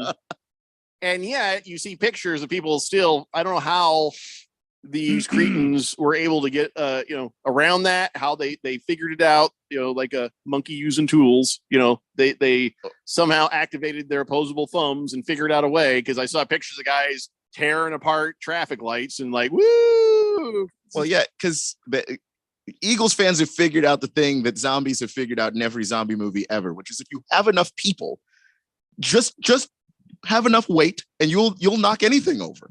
That's Eagles fans. When they're really drunk, they're very determined and you can't stop them. They got up on top of a bus stop roof and there was so many people out there. Yeah, it collapsed. It was funny. I don't think anybody was seriously hurt, but I don't care. It's Philadelphia. By the way, do we have any Eagles fans listening? I don't feel like we have any Eagles fans listening. We were little Daniel Kurish. He was an Eagle fan. Yeah. He worked on the show. I don't know if you ever met him. He looked like a 3/4 Thor. You know what I'm saying? He looked like Thor, but about 3/4 size. Yeah. He had, the beard, the whole thing. And he went off to work for was the Marlins or the Rays, or I don't know. He went to he's in the communications office for the Marlins, I think. Yeah, he's from Philly, and he's an okay guy. But these Philly fans, they're trouble. They're going to tear this damn town up. I think they're going to come to town and they're going to start. Well, I mean, flashback to the last time the Philadelphia Eagles won a World Series. Don't we remember the trending video of that guy that ate horse crap? Yeah. I mean, was that going on again last night? I'm sure it was somewhere. Yeah. It's Philly. Yeah, it's Philly. By the way, New York. New Yorkers are pissed today. The Empire State Building. They lit it up green for the Eagles, and do you realize where you are? You guys have two teams in New York, and somebody at the Empire State Building ought to get fired. Well, they needed protection because people showed up at the building. Oh my God! Like an angry mob in the lobby demanding that they turn that crap off. Yeah, it was. It was really a bad scene at the Empire State Building. Later on, they put it up for the Chiefs, but still, whoever thought that was a good idea at the Empire State Building, what a mistake. You got an NFC team there, and you got an AFC team. You shouldn't have been lighting it up for either one of those teams. I think people, even the Giants, NFL Twitter, they were like, "What the hell, man?" Yeah. What the hell? What the hell? The New York tabloids were going crazy this morning. I think one called the Eagles the evil empire, which is just funny because the Yankees are in New York. But look, I just think that it's one of those things where that entire city knows you don't root for your divisional rival. Like that's not even a conversation that they have in that town. And if you live there, and I am a sports fan today because my dad moved to this country and was in New York and was like, if I want any friends at all, I have to learn this game of football fast. Yep. And that's how we learn the game. So that city is don't do stuff like that. You ought to know better is my point. Yeah. The Empire State Building people should have really known better. 5943. This is a person who's been texting in since around Christmas time and never did come up with a text or nickname. Says it's amazing how ignorant people are about AM radio. By your life, interesting things on 1580 late at night. I think he's trying to say you'd hear those because we have to lower power, then certain signals from other places come in. And he says, but if I position my antenna just right, Amy Lawrence comes through loud and clear. And that's right. Well, if you're at home and you have an AM radio, you can position. I am curious, 5943, what part of the valley do you live in? But, the AM radio, you got to position your radio at home just right so it comes in at night, when the power is down a little bit. But in your car, you basically, whichever direction you're driving and turning and how far you are away from the transmitter at night is going to affect it. That's why we have 99.3 FM in the west side. And we got 95.9 in the east side. That's what we're trying to overcome is that nighttime stuff. So, but 5943, that is cool to hear. And thanks for doing that to listen. And also, where the hell do you live? I won't say it on air. I'm just kind of curious. A lot of texts about everything we just talked about. I'll get to all your texts when we come back. It's a Daily Blender here on 1580, The Fanatic. It's game day at Jim's house, and the spread is impressive. Mike's already done some damage with the hot wings, and now he's dropping back and going deep for another slice of pizza. I sure hope he brought the Pepto. Mike knows the Pepto-Bismol provides fast 5-symptom relief from unexpected stomach upsets. He's no rookie. The way he's throwing back those nachos, he's the GOAT. Be ready for game day with Pepto-Bismol. When you have nausea, heartburn, indigestion, upset stomach, diarrhea. Use as directed. Keep out of reach of children. The Renaissance Festival is back. Huzzah! Weekends, February 4th through April 2nd. It's awesome. Love it. It's great for the family. All our kids love it. That's why we come here every year. Good times can be had by all. It's the best time we have every year. It's a great time for everyone. Join us at the Renaissance Festival. Huzzah! Come and have a turkey leg. The Renaissance Festival is back! Huzzah! Weekends, February 4th through April 2nd. Discount tickets available at Bashers and Food City or Arizona.renfestinfo.com. Presented by Delta Airlines, Bashers, Food City, Pepsi, Budweiser, and Guinness. You come out here and you really have a good time. My kids love it. There's lots of shops to go to. Hair braiding, face painting. Oh, and I really like the meat sticks, the turkey. Whoa! Huzzah! There's so much going on. Make sure you come out early and stay all day. You can always save on Renaissance Festival admission with discount tickets at Bashers and Food City stores statewide. Huzzah! Get ready for an insurance blowout. Homeowners, auto, businesses, we're blowing them out at ridiculous prices. Let's face it, it's next to impossible to make insurance exciting. That's okay. At Cole Hayes Insurance, we're not about the flash, but we can save you cash. Cole Hayes Insurance is an independent agency that shops all the insurance companies they represent to get you the best rate for your homeowner, auto, business, or commercial needs. Contact Cole Hayes today, online at mycommercialinsurance.com. That's mycommercialinsurance.com. Arizona offers thousands of helpful resources for service members, veterans, and their families, but navigating the system can be confusing and overwhelming. Call 866-4AZ-VETS to talk directly to caring people professionally trained to help you. Get connected to resources and benefits at no cost. Just call 866-4AZ-VETS now. This message is brought to you by the Arizona Coalition for Military Families, the Arizona Department of Veteran Services, and Arizona's Be Connected partners. The Vince Lombardi Trophy. The live radio broadcast of the NFL playoffs and Super Bowl 57 on the Fanatic is presented by Kasai Japanese Steakhouse, American Furniture Warehouse, Harmon Solar, IQ Wealth Management, Hemingway e-bike. Don't miss a moment of the action and excitement of the NFL playoffs and Super Bowl 57. Live from Glendale on 1580 and 99.3. The Fanatic, your exclusive home for the NFL. This is Brent Musburger. Don't miss Betting Across America, Saturdays at 11 a.m. right here on Arizona Sports Betting Station, 1580 and 99.3. The Fanatic.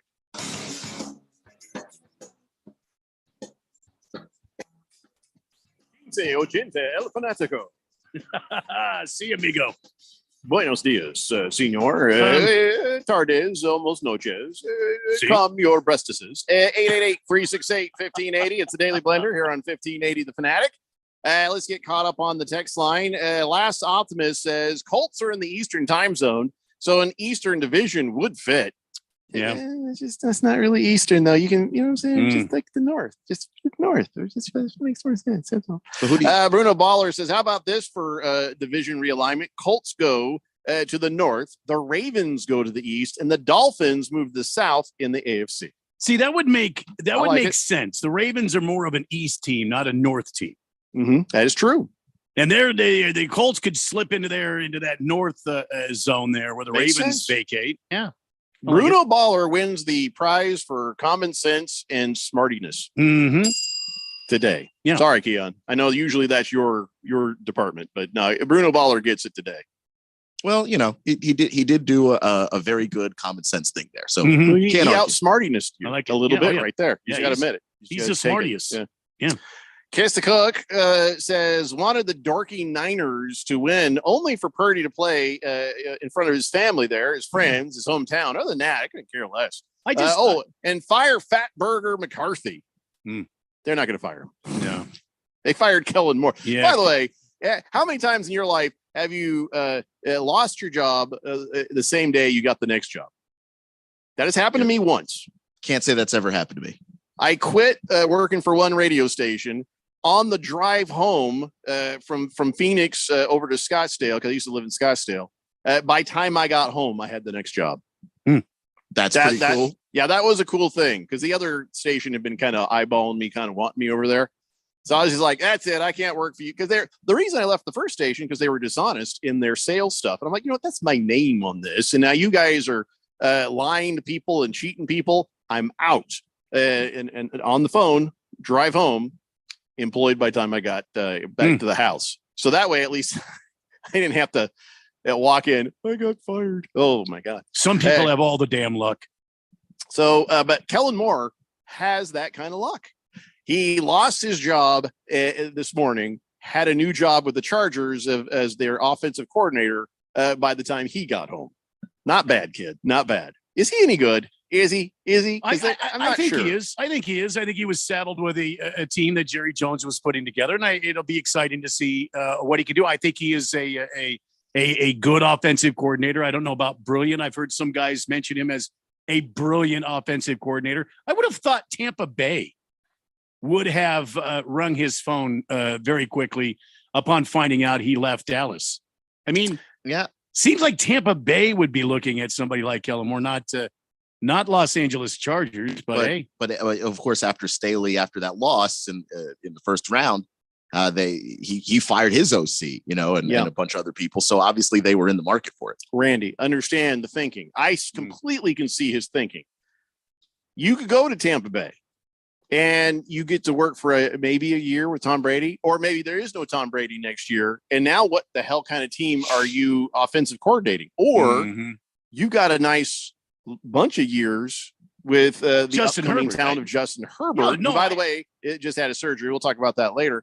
But that to me seems like a little more job security, I'm trying to improve that offense. Yeah, I'm not saying that he made the wrong choice. No, don't misunderstand me here.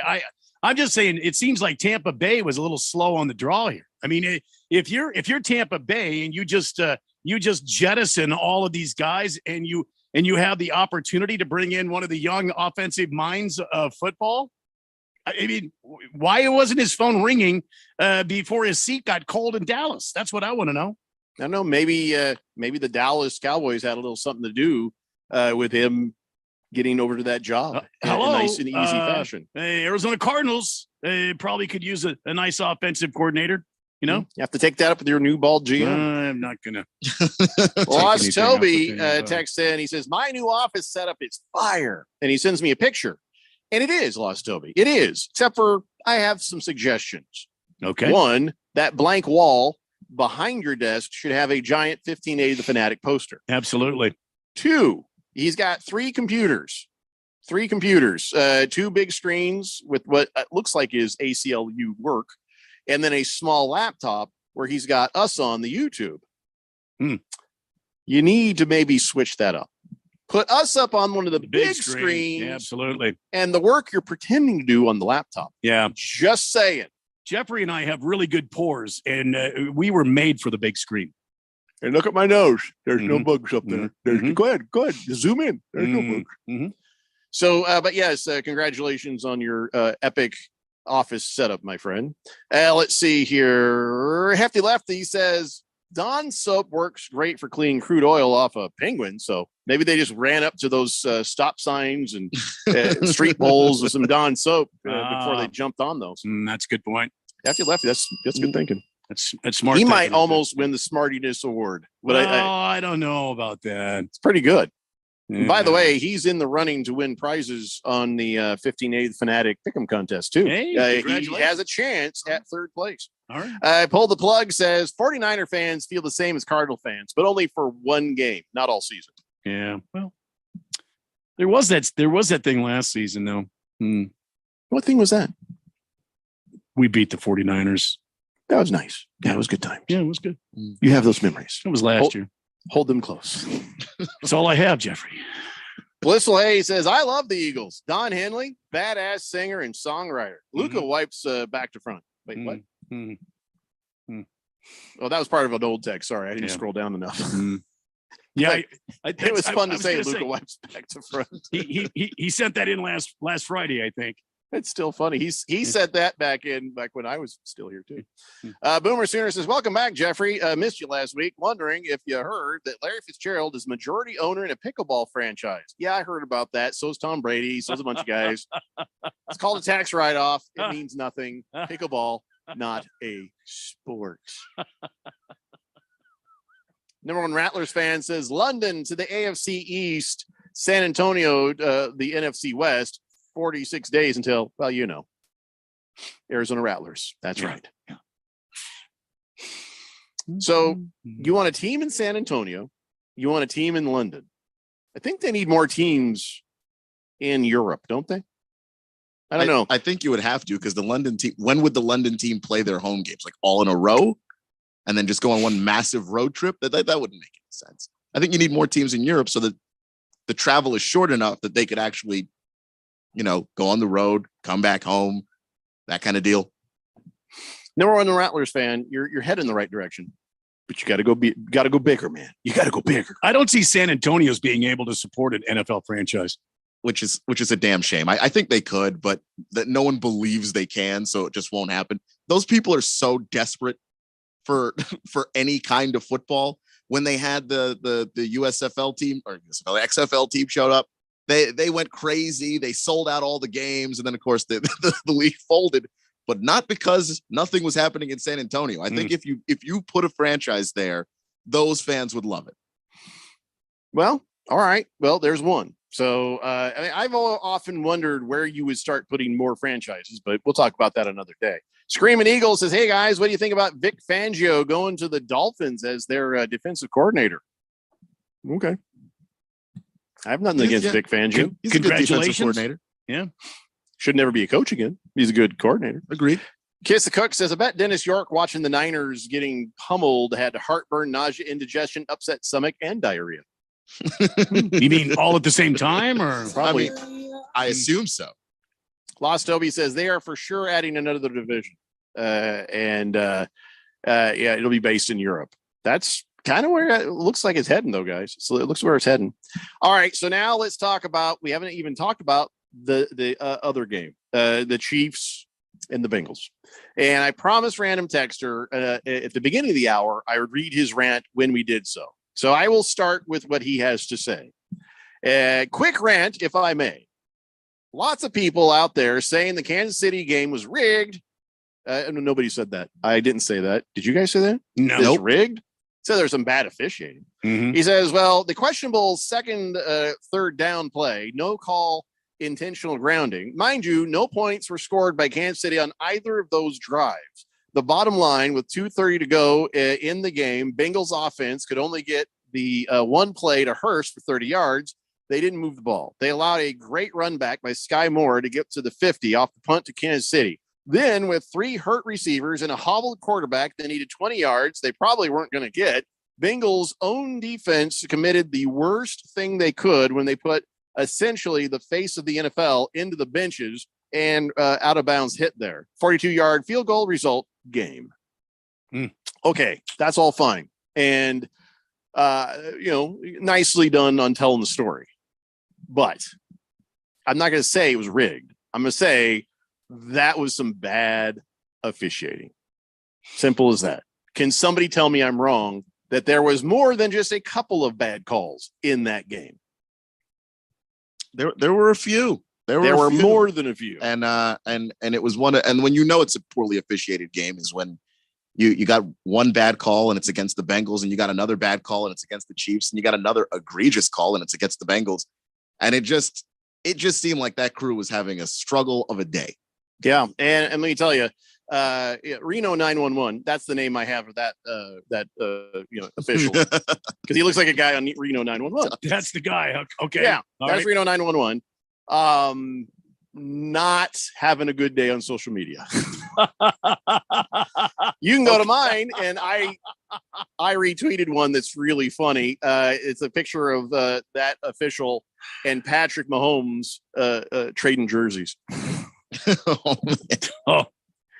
It was good. But here's the thing. The real factor in the entirety of what happened in that game between the Bengals and the Chiefs. And by the way, before I get to the real factor, let's just say 2 of those bad calls also did things where it put more time on a clock. It did things where it changed field position. It did have an effect. And whenever there's bad officiating or cheating, and I'm not saying the bad officiating was cheating, I'm just saying when we see cheating, when we see bad officiating, the one sentence I always say about the outcome of the game is, we'll never know now, will we? We'll never know how that could have played out different, or what would have maybe happened differently. It's like timeline stuff in time travel. You slight little adjustments in a timeline have consequences and changes you can't even perceive. So the fact that they missed a call or they made a call that was wrong or correct or whatever, we'll never know now, will we? Who knows that the next play could have been a defensive interception run back for a 6? You just don't know. So when they make bad calls, you have taken away the ability of the game to be the game it was supposed to be. And the that third down do-over, they say they blew the play dead. This is one reason why you want the home field advantage. I mean, it was so loud that nobody heard it, and I do they think did visually confirm that you see that little guy going out like a Muppet. Yeah, so like I believe them on that, but like it looks bad on TV. But a lot of that was it's so loud. You don't think that throws off officials playing refereeing in a stadium where you can't hear anything? Yeah. And Pinocchio's right. He says Kansas City, first team I've ever seen convert on 5th and 7. It's a bad look, man. It is a bad look. Yeah, you can't help it. I don't even think they were wrong, but it looks terrible. Yeah. All right, we're going to talk more about the game and more about everything involved with that. When we come back, we'll talk about the Chiefs and the Bengals and stuff. It's the Daily Blender here on 1580, The Fanatic. As a Walgreens pharmacist, I talk with people all the time about little tips and tricks for filling their Medicare prescriptions, like taking advantage of Walgreens 90-day refills to save them a trip, or using Refill by Scan, which is super easy and right on your phone. And for anybody worried about prescription costs, I say, hey, we got you with low-cost copays on many medications. Let's talk about making things easier. Walgreens is here. Fill your way and save at walgreens.com/Medicare. See pharmacists for restrictions and exclusions. With Progressive's Name Your Price tool, you can find options that fit your budget, because giving you options is the right thing to do. Oh, yeah, like when I hold the door for someone. Sure, it may be weird if I don't time it right and they're a little too far away and now they're running. And we're both asking ourselves, is it worth it to run instead of just, letting them open their own door? But still, it's the right thing to do. So get options based on your needs with Progressive's Name Your Price tool. Progressive Casualty Insurance Company affiliates and third-party insurers. Comparison rates not available in all states or situations. Prices vary based on how you buy. One trip down Scottsdale Road, and it's obvious. Snowbird season is here. You know what else is on Scottsdale Road? The absolute best restaurant to take your out-of-town friends and family to. Kasai Japanese Steakhouse. No one does it better than Kasai, where talented teppanyaki chefs create the food, the fire, and the fun of teppanyaki. Kasai Japanese Steakhouse is dinnertainment at its best, where a delicious 7-course meal prepared right at your table with flair. It's a perfect choice for any occasion. Choose from over 50 different items and combinations of teppanyaki. Looking for great dining without a show? Well, Kasai offers an awesome selection of Asian-inspired dishes and tasty sushi. Happy hour deals daily till 6 p.m. and enjoy the outdoor dining on the heated patio. So whether you're here for the open, the big game, or just the great Arizona sunshine, don't just take your guests to dinner. Take them to Kasai Japanese Steakhouse for dinnertainment. Visit KasaiScottsdale.com. That's KASAI Scottsdale.com. Or call 480-607-1114. When it comes to covering the high school sports scene in Arizona, AZ Preps 365 has all the answers. Every Saturday morning from 8 until 10, they break down games, interview the newsmakers, talk with coaches from around the state, and stay up to date with what's happening with prep athletes and breaking news from the Arizona prep scene. It's AZ Preps 365, 8 till 10 Saturday mornings on 1580 and 99.3 The Fanatic, and always on at 1580thefanatic.com. For the latest from the world of golf, tune in every Saturday morning from 6 to 8 for the Golf Shop Radio Show, presented by PlayGolfMyrtleBeach.com, the golf capital of the world. Hosts Mark Greenhelch and Matt Blanchard talk golf from tee to green and everything in between. If you like golf, you're going to love Golf Shop Radio. Before you tee up, drop on in. Welcome to the Golf Shop here on 1580 and 99.3 The Fanatic. KQFN Tempe. Also transmitting on K25CD Phoenix at 99.3 FM and K240U Fountain Hills at 95.9 FM. It's time for the third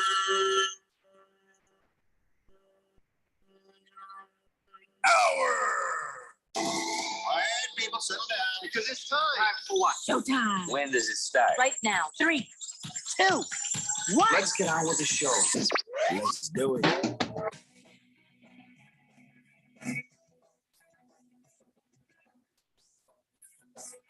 All right, everybody, it's 5 o'clock here on the Daily Blender. I'm your good friend, your radio pal, Jeffrey O'Brien, alongside Randy White. Got Keon Rose in the control room, and you guys are on the Fanatic text line, 368-1580 as we broadcast live in the Harmon Solar Studios in Scottsdale. Got to get caught up on the text line, but I want to remind everybody, you've heard me say it here on multiple occasions, don't give the other team bulletin board material. Yes. Don't give them something to rah-rah around. Don't give them a chip to put on their shoulder. Don't give the crowd you're about to go against a reason to be extremely loud. And that's what Chris Jones did. Chris Jones, all happy, says, hey, see y'all at Burrowhead Stadium. All right. Somebody you should have stopped him somehow, anyhow, even if it meant chucking a football perfect spiral to the side of his head before he could finish the sentence. Yeah, Bengals. It wasn't even just him. The mayor of Cincinnati talking a lot of stupid crap. Other players saying the same thing. Dumbest thing you could possibly do going into one of what is already one of the loudest stadiums in the country. Just plain stupid. And that's how you know you're from Ohio. I think that's something that should be obvious and everybody knows it. I mean, if you go up through sports, you play the game at every level, and you're either the person who is using the bulletin board material as fuel or providing it, but everybody has that moment where you go, I shouldn't have said that. And at the point where you reach the NFL and you're in the AFC title game, you should definitely know not to say that. And the Chiefs, we know that that building is loud.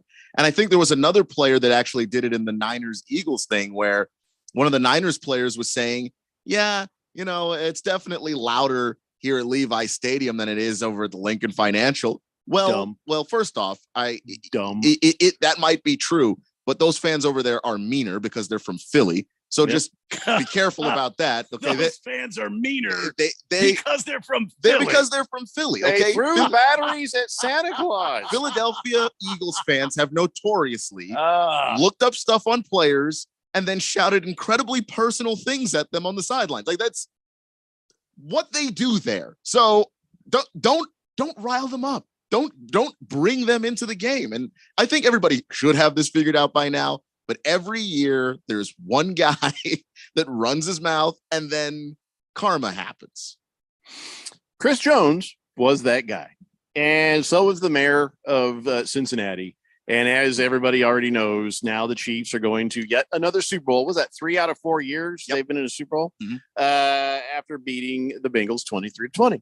And they did so with some help from the Bengals themselves and from the officiating crew. But again, we'll let everybody sort of argue that out. But unfortunately, more than the Cincinnati mayor or Chris Jones, the text line has erupted that Shirley from Laverne and Shirley has passed away. Cindy Williams, dead at the age of 75. Wow. Why do you guys think this is the place for that? Okay, well, I guess I should know better. Wow. Random texter, Shirley from Laverne and Shirley passed away. Sad day. She's 75. It was nice. It's kind of young, but whatever. Lost Toby says Cincinnati mayor was calling for paternity test and to see if Joe Burrow was Patrick Mahomes' daddy. Yeah. It's a great how'd that joke. work out for you? It's a great joke. Whatever. It's a great joke if you win. Big George also on the Cindy Williams there. He says, yeah, and brief illness. Rest in peace. Shirley.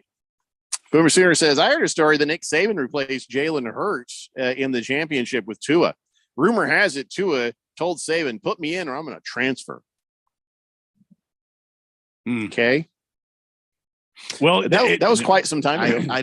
That was a long time ago. What the hell does it have to do? And it wasn't a transfer thing. It was Jalen's not the quarterback we know him to be now. He was a very, very limited passer and they were getting their butts kicked. So they turned to the guy that was a more developed passer at that time. Now look at where Jalen is. He's clearly grown. King Kittens. Oh no, Shirley died. Yeah, thank you. And thank you for sending me the giant picture of it. Probably could have used not seeing the body, but thanks. Boogie says, if the NFL is going to expand so we have a European division, can they also take the opportunity to give Dallas a professional team? Damn. Wow. Nice. Yes. Nicely done, Boogie. Yes, Boogie. Cardinal Art says, I know Keon can answer this question. Has anyone heard from Eli Apple? Just asking for a friend. Yeah, Eli Apple also in on the stupid talk. No one's heard from Eli Apple. I think Eli Apple is putting himself in witness protection. I heard his mom just like turned off her social media. She's like, nope, I want nothing to do with this. Well, I am just amazed because Jeffrey, you played high school sports. I played high school and non-pro sports. So Keon, you played sports. How many times have you heard the coach, don't give the other team? Yeah. And yet we have these guys running their mouths because they get a paycheck and they think they're somehow going to not be heard by the other team. I don't know what to tell you, man. I've played pickup basketball where sometimes I'd have to be like, you know what, that guy, don't trash talk that guy, because if you wake him up, we're gonna have problems because we can't stop him.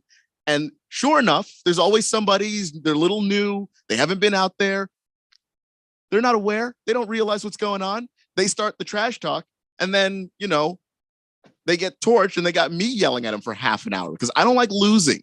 So this is every level of sports. You just have to know. You just have to know. I find it. Why wasn't somebody in the coaching staff? They saw it and they heard it. They didn't say anything to him. I mean, I'm sure. Like if we lose this game, you're going to pay a fine. Yeah, I will fine you. That's just team fine. Yeah, it's just you're putting us at a disadvantage. It might be a slight disadvantage, but the whole game of football is gather as many advantages as you possibly can. Nobody would go home until Chris Jones and Eli Apple were upside down in a toilet. With people flushing. That's the high school way. Yeah, I got to tell you, baseball teams are different in that during the season, if you make a mistake, there's the kangaroo court, and you will pay a fine. And it might be buying dinner for the whole team, or it might be buying somebody a new glove, or there's things that you can pay for. These how fines. Do you pay for this? Well, cost them the Super Bowl, man. Well, the bottom line is you got the team.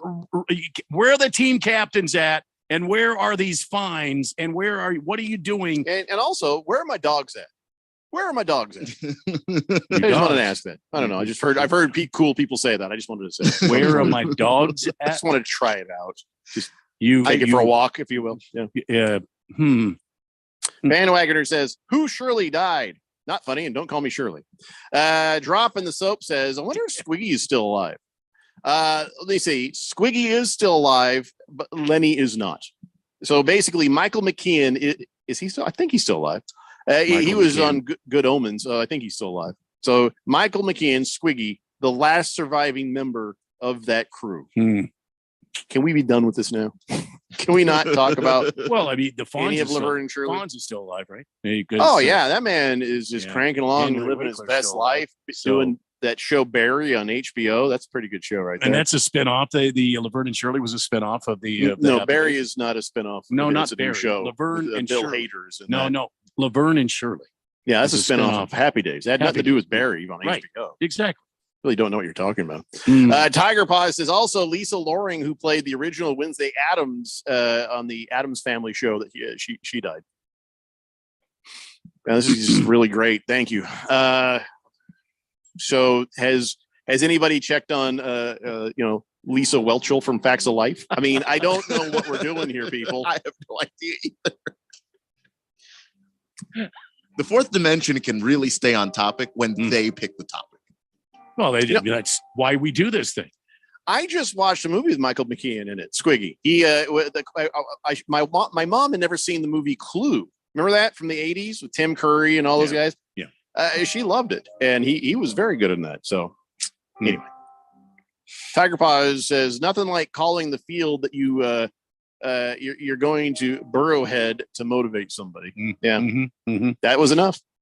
The screen just keeps moving. Carnal Art says, what the hell? You guys, signal dropped, and I'm tuned in on my old reliable Sony radio. What the hell?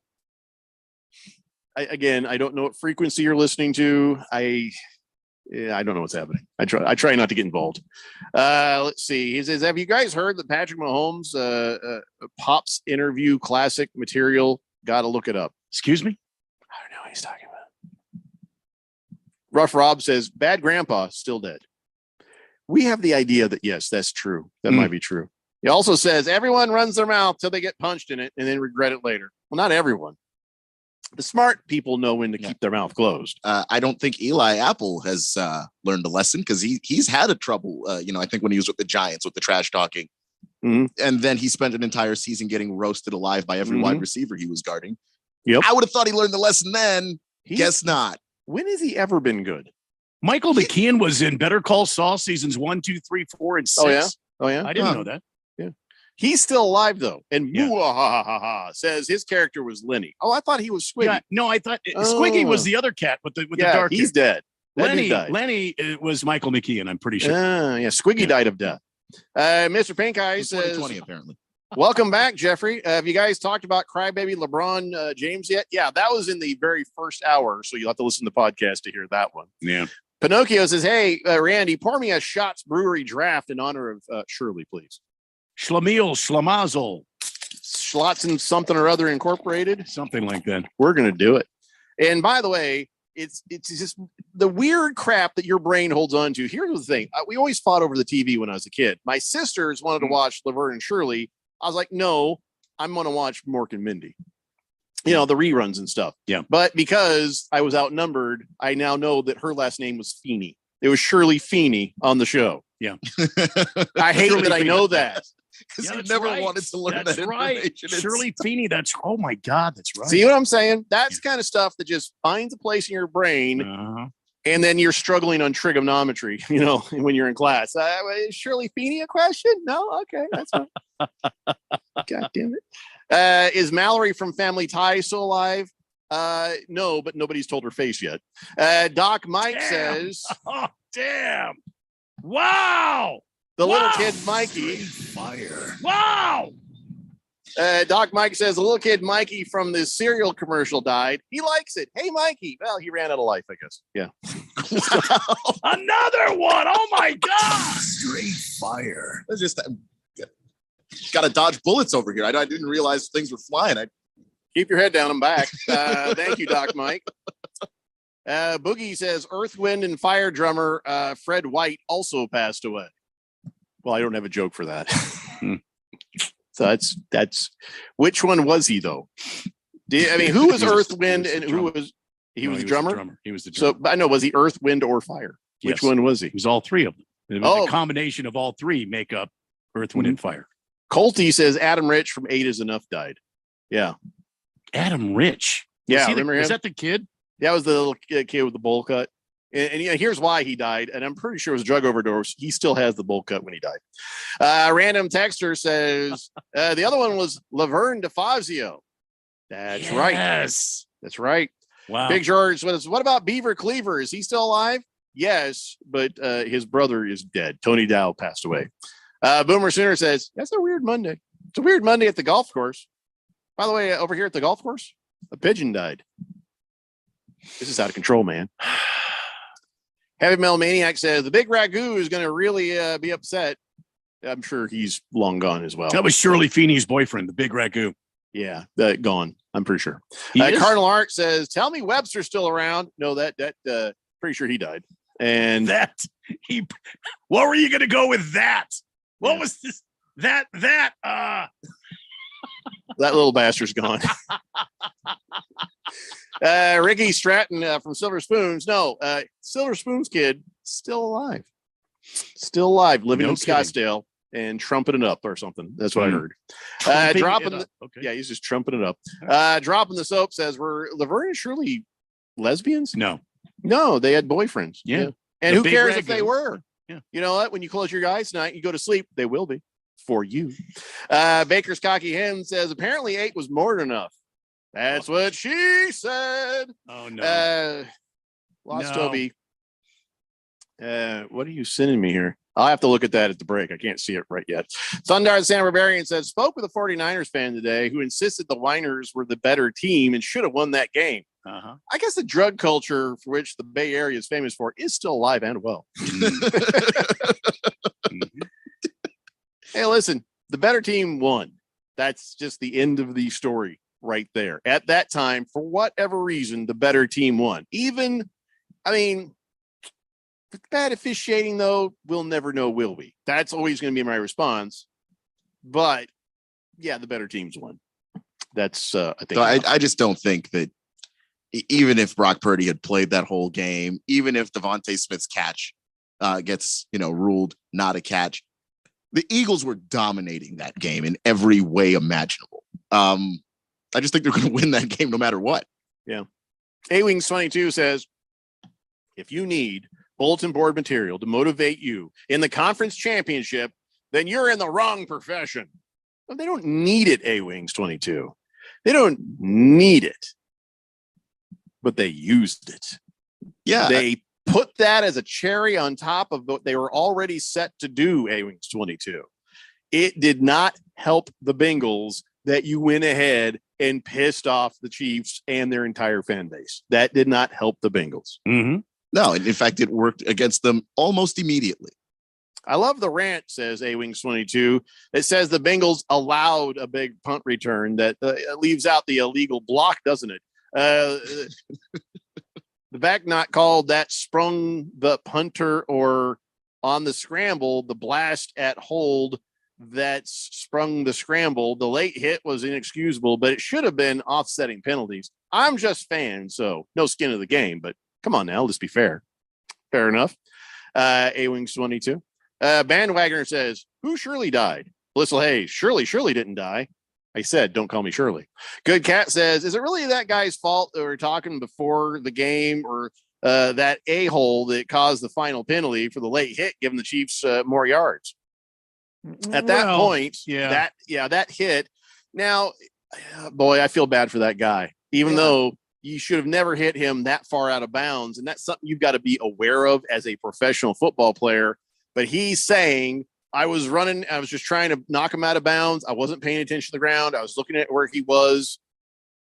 He's wrong, but he's right. He's wrong, but he's right. I have a hard time.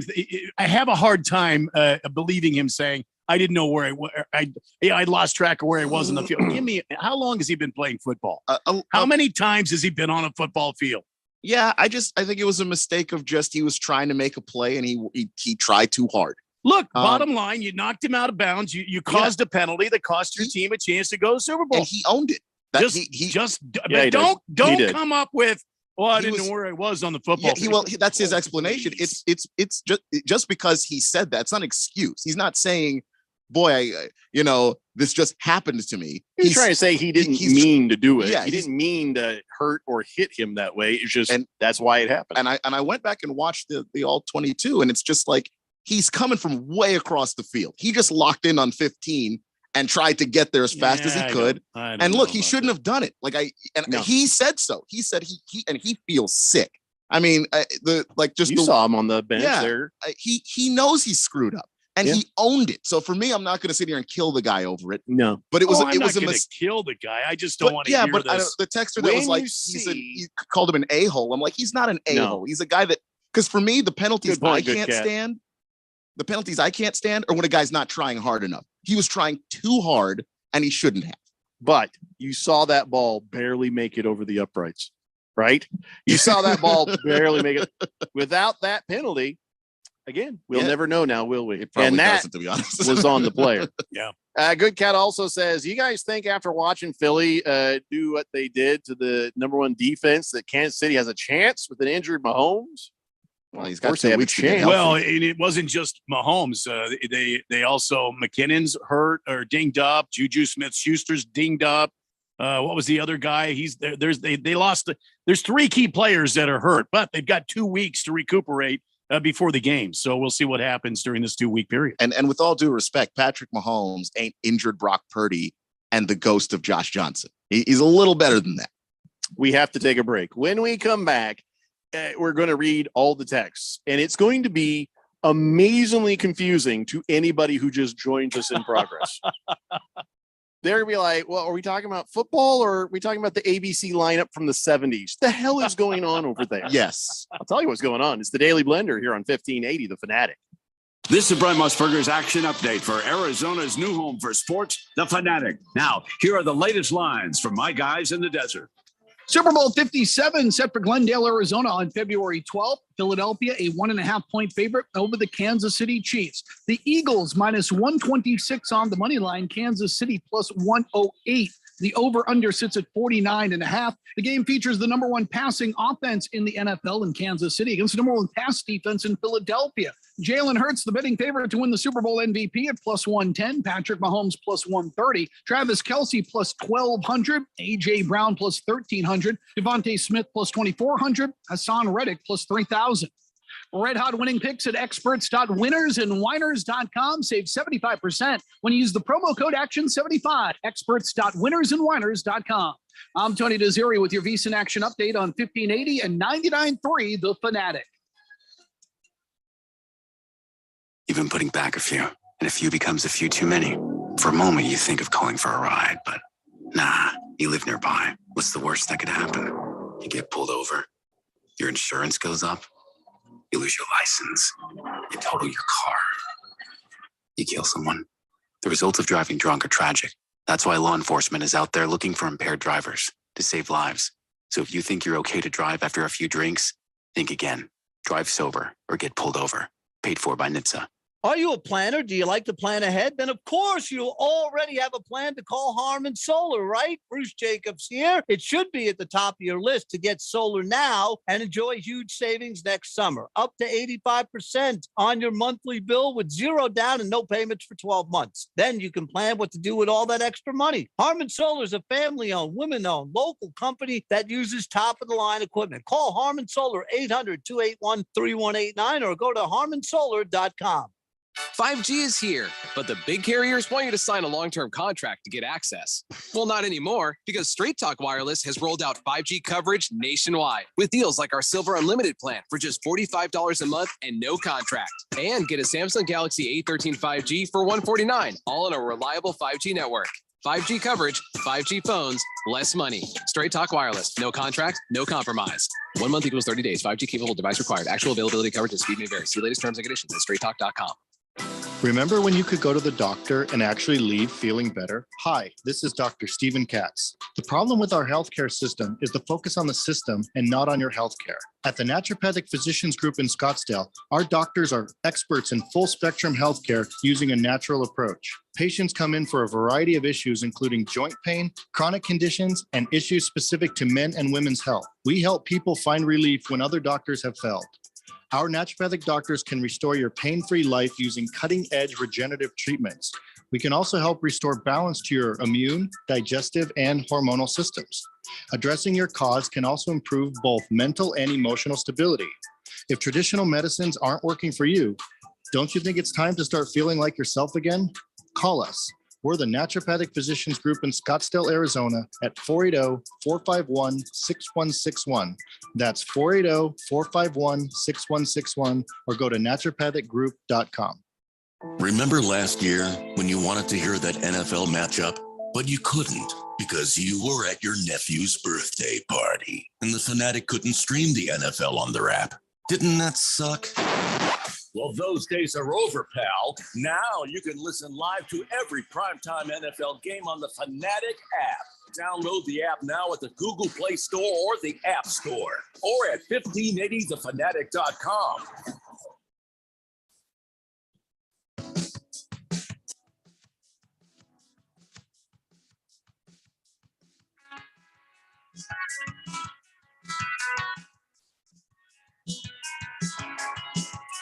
Today, the Blender here on 1580, The Fanatic. And all right, so this is going to be strange. If you're just joining us, people have marked the passing of Shirley from Laverne and Shirley, along with a bunch of other past ABC celebrities. And then we're talking about the Chiefs and the Bengals. So good luck keeping up with this otherwise. Bala51 says Carlton on silver spoons before Fresh Prince. Was he? I don't remember that. I knew that Jason Bateman was on the Silver Spoons. He was the wise ass pal of Ricky Schroeder, but I don't remember Carlton being on there. But you're probably right. Carl Art says, "Long live the Cleveland Indian drummer. If you know, pour me a brew, Randy." Cleveland Indian drummer? Was it a guy with boom, boom, boom on the drum or something at the game? Kind of. Maybe. I don't know, but I'll pour you a brew anyway. I also have some breaking news concerning Brock Purdy and his elbow. You have Break that damn news. All right. Newsflash. This is breaking news. All right. This is from NFL Network's Tom Pelissero. You know, the guy with the ears. Brock Purdy suffered a complete tear of his UCL in his throwing elbow. But we said and will undergo surgery, but he's getting second opinions. And the initial hope is that he can actually undergo repair and not a full reconstruction, the Tommy John surgery there, and could be ready for training camp.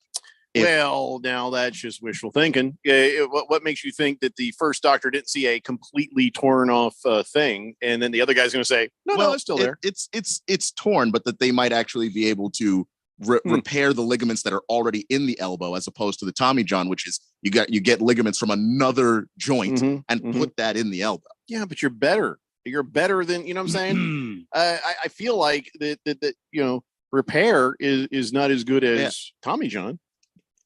I mean, it Randy, you know this better than anybody with baseball. Well, I listen. In an NFL quarterback, it's a similar but a way different motion, and I hate to say it like that. Plus, I mean, if Brock Purdy gets his arm caught like that again, you know, a defender stops his hand trying to block the ball out of his hand, and his elbow goes forward and rips it. I mean, he could do irreparable damage to that arm. Listen, he's a man. He's going to make his own choices. But if it's me, I'm getting the repair done. I'm getting the surgery, the Tommy John done. I'm not going to risk it and go out there and try to do some repair job, and it may or may not work. And if you get it re-injured, then you're going to have the Tommy John. I would like to see him fully healed, and if that means taking longer, do that. Do whatever it takes to come back and pick up where you stop. Because if it's not with the 49ers, he's going to be a starting quarterback as soon as he's healed and ready to go. I would imagine, yeah. Take your time, kid. Take your time. I do think that part of it being so early in his career, the long view might be harder for him to see, because he is going to still be under contract with the Niners for the next couple of seasons. And if you come back and there is no battle with Trey Lance, because Trey Lance already has the job, then are you going to sit there and things could have changed? It could have, but are you going to sit there and hope that Trey Lance is bad? Because that nobody's seems like hoping that, but of course, you know, he's wanting to be in a position to be a starter, and if not with the 49ers, maybe as a trade to a game that can use his services. I mean, I can understand what he's thinking, and now's the time to strike while the iron's hot. I mean, I just proved myself. I can play at this level. I can be successful at this level. I can compete at this level. And so maybe he just he wants to take the fastest route back. I would just hate to see him do that and have somebody else block that hand and just really tear his elbow up, because then don't act like they won't be going after it. Well, and then you're going to have the Tommy John surgery. I say do it, get it over with, and then come back. Come back stronger. Kiss the Cook says, looked up Lisa Welchel. I wonder if she could still have kids.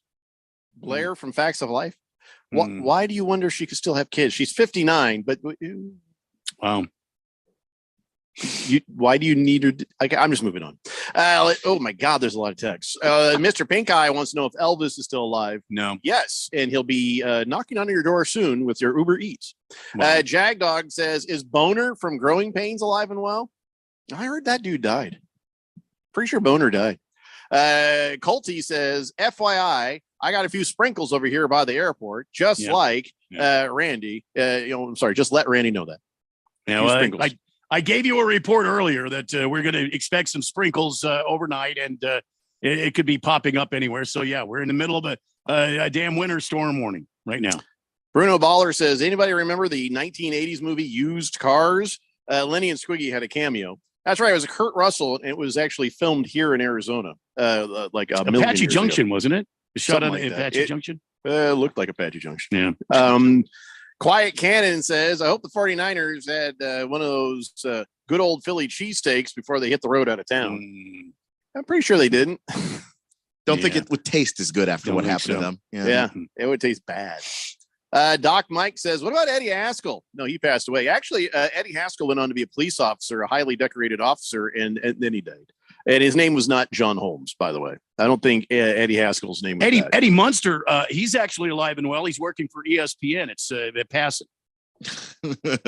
That's right. You see him all the time. Yeah, Jeff Passing. Thundar San Bavarian says, I can see officiating maybe affecting the outcome of a nail biter like Kansas City and Cincy, but not a butt stomping like Eagles whiners.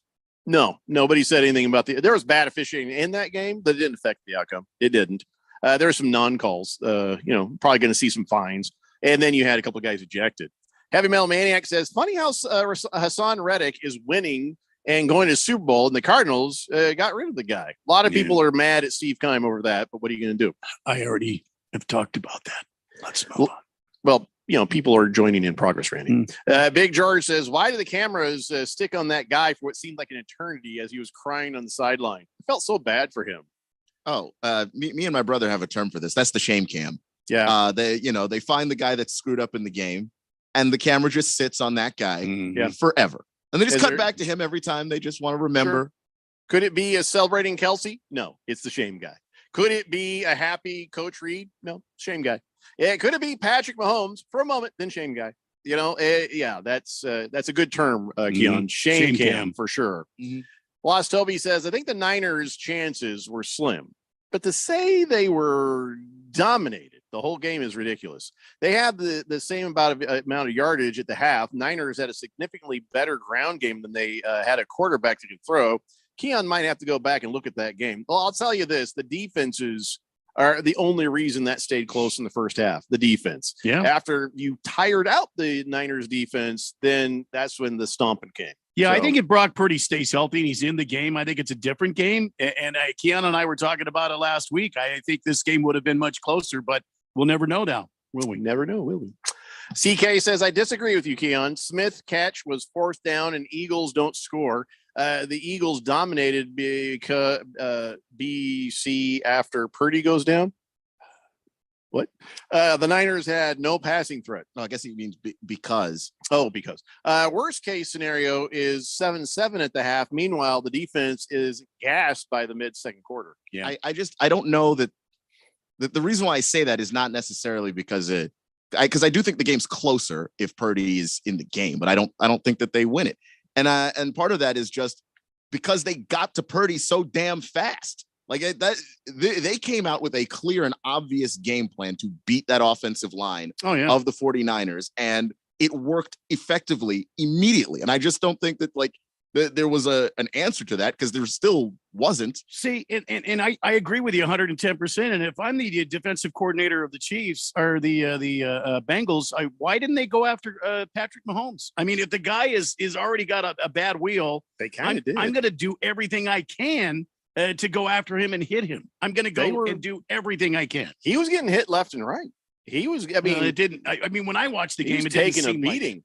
It didn't seem like it. Well, a lot of times you're watching down the field where the ball's going, you don't see the hits, and they don't always show those on the replay. But he was taking a beating, and he did have a few where the guy hit him, but he's huge. Mahomes is a big dude, and he just threw it anyway. I mean, Purdy's not as big as Mahomes is, so I just feel like maybe it's not quite as fair. And he's also a rookie, so he hasn't even had time to really pack on the muscle that a lot of quarterbacks will over the first few years in their league to protect them.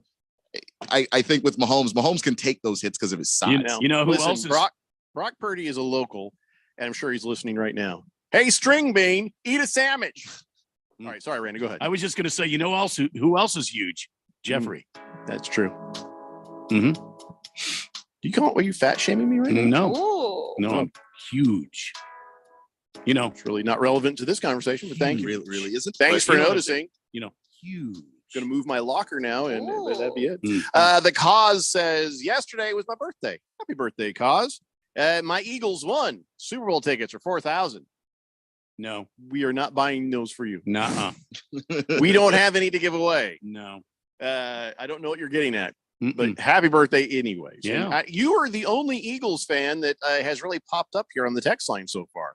So now we found one. Baker's Cocky Ham says that, okay, let's see. That Smith catch to start the Eagles' momentum was great. real stand-up guy there. Knew he dropped it, but he decided to take the call and do everything he could to make sure the other team didn't have time to see it. Seems worse morally than deflating a football by an ounce. No, that's just gamesmanship. Yeah, I mean, that's just part of the game. It's just like in baseball, you have a runner on second base and the catcher's going through his sign set. The runner on second base is trying to, get that sign and give an edge. He's just trying to get a competitive edge. There's nothing wrong with that. And by the way, that's the official's job. Even if he turned to the official and said, "Ooh, I didn't catch that," the official shouldn't overturn it based on what the player said. The official should make the call, in which case, Kyle Shanahan's got to throw that flag. Boogie says, did you know George Clooney was fired from Facts of Life? Yep, in the 8th season.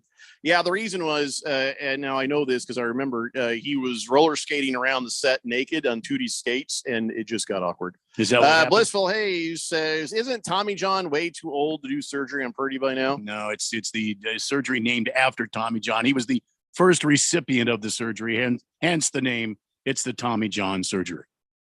Boomer Sooner says, another text because you're a text show? What is he talking about?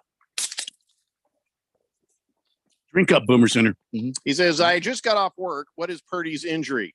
His ovaries took a beating in that, and so he's going to have them removed. He tore his UCL in his elbow, which is connected to his ovaries. Keon, don't be a child. It is not. Boomer Sooner says Travis Kelce has back spasms. Think that's the other one, Jeffrey. I don't know what other one, but okay. He had complained of him in practice, but then he was fine. By game time, he was fine. Doc Mike says Used Cars was hilarious. I saw that. It was actually kind of a funny movie. It wasn't bad. Bruno Baller says, let's not forget we also lost David Crosby recently. No, we know exactly where he is. He's just dead. Cardinal Art says,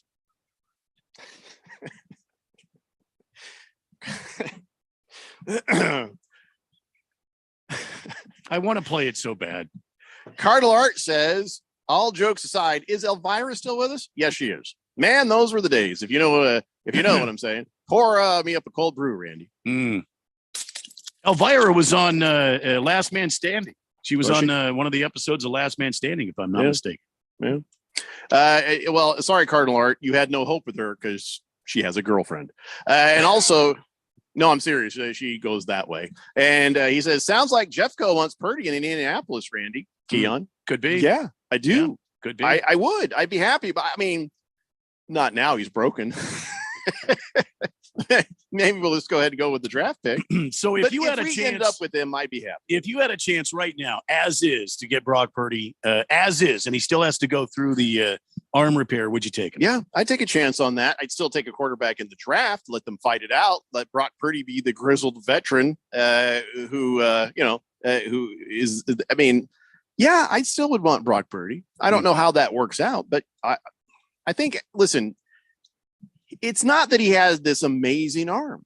He has amazing poise, and yeah, he's got a good throw, and I don't think that that's going to go away. Once he gets himself back and healthy, everything that was great about him still there. It's not taken away by the injury. No, not at all. I wonder. I think too. It depends on what the next coach he gets does for him, because he's still a young player. And I do think that Kyle Shanahan did a lot of things that made the game easier for him so that he didn't have to process a ton of stuff. Because, that's just hard for any rookie. And for him in particular, because of how he got thrown into that situation. So I don't know I don't think he's for every team, because if you don't have the coaching and the offensive line to protect him, I don't think you're doing him a service, honestly. Paula 51 says, oh my God, Jeffrey made a sexist joke like Aikman. What are you talking about? Excuse me? I didn't make a sexist joke, did I? Sexist joke? No, I didn't. Don't be such a girl. Anyway, it's a Daily Blender here on 1580, The Fanatic. No, you did. When cold symptoms keep you up, try Vicks NyQuil Severe for max strength nighttime relief.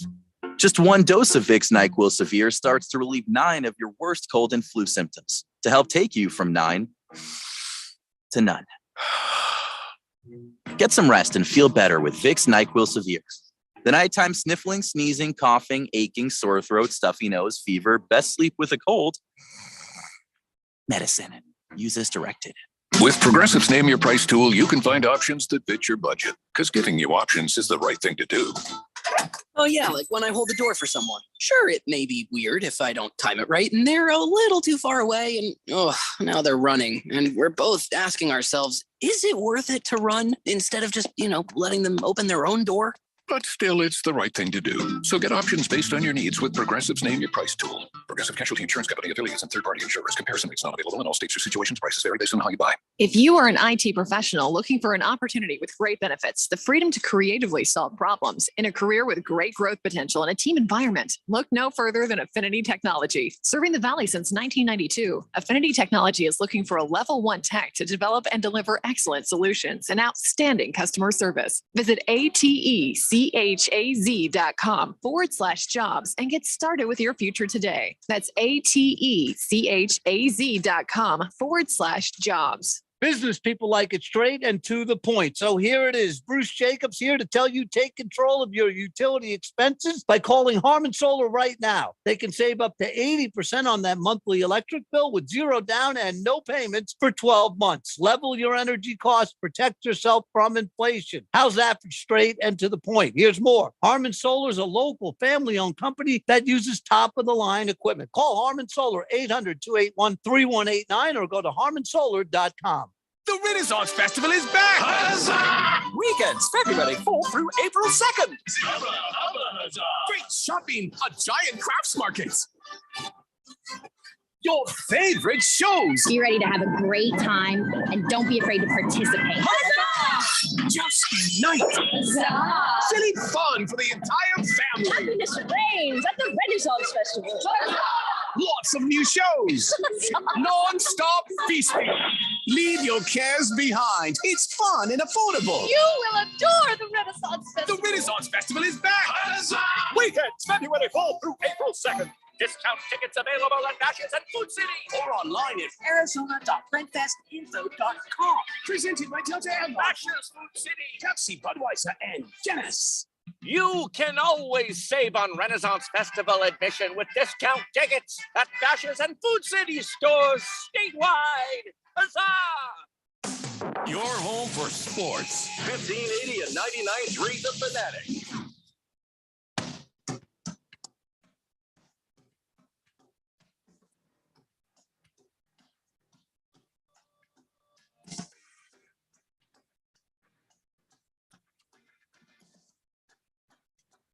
Hey, Blender here on 1580. The Fanatic. Can't stop thinking about the thought process. Would I still take Brock Purdy? Yeah, I'd take him. I don't know how it happens, but I'd still take him. I think he's going to be one of your future really great quarterbacks. You know what I'm saying? He's going to be like in the top 5 once he comes back, settles down, and has himself a team. I don't know what team that is, but he definitely has a future in this NFL. You know what I'm saying? I mean, I think so too. Hopefully. But top 5, maybe. You got a couple of guys who are retiring soon enough, mm-hmm. and I don't mean next year, Keon. Yeah, I understand that. I mean in the future, he'll be a top 5 quarterback. Okay. I mean, I can actually see that. I mean, look what he did. Look what he did. Yes, he did luck into a fully formed, really great base of a football team. He had the pieces that he needed, but he still he has what you want to see in a quarterback. He has that ability, and yeah, it will take a specific team for him to find that sort of success. You're absolutely right. Lost Toby says Keon with no take again. Any quarterback with no offensive line and bad coaching, he is not going to be great. Are you being sarcastic, or you think you're being... It's not that. I'm just talking about in terms of the development, that there are guys who can be behind a bad offensive line and still develop because they've got either some form of mobility, quick release, whatever, like that kind of thing. I mean, that's what I'm saying. And for his particular development, I still think that he needs, that line and that coaching to be more perfect than, a guy you're going to take in the top of the first round this year. No, listen, I'm not saying give up our draft pick for him. I'm not saying that. But if we ended up with him, I wouldn't be upset about it, But I think now we're probably going to possibly do better. I mean, maybe not. Dude was Mr. Irrelevant. Look how good he did. So you never know how these things are going to play out. 888-368-1580. Kiss the Cook says, I want to be in that Kelsey household for the first family barbecue. Those guys both play on the offense. So you know what? There's no clash between them that's going to be heated or bad. They're doing their position. Travis Kelsey, best tight end in the game. Jason Kelsey? Yeah, Jason Kelsey. The best offensive lineman in the game. What are you going to do with that?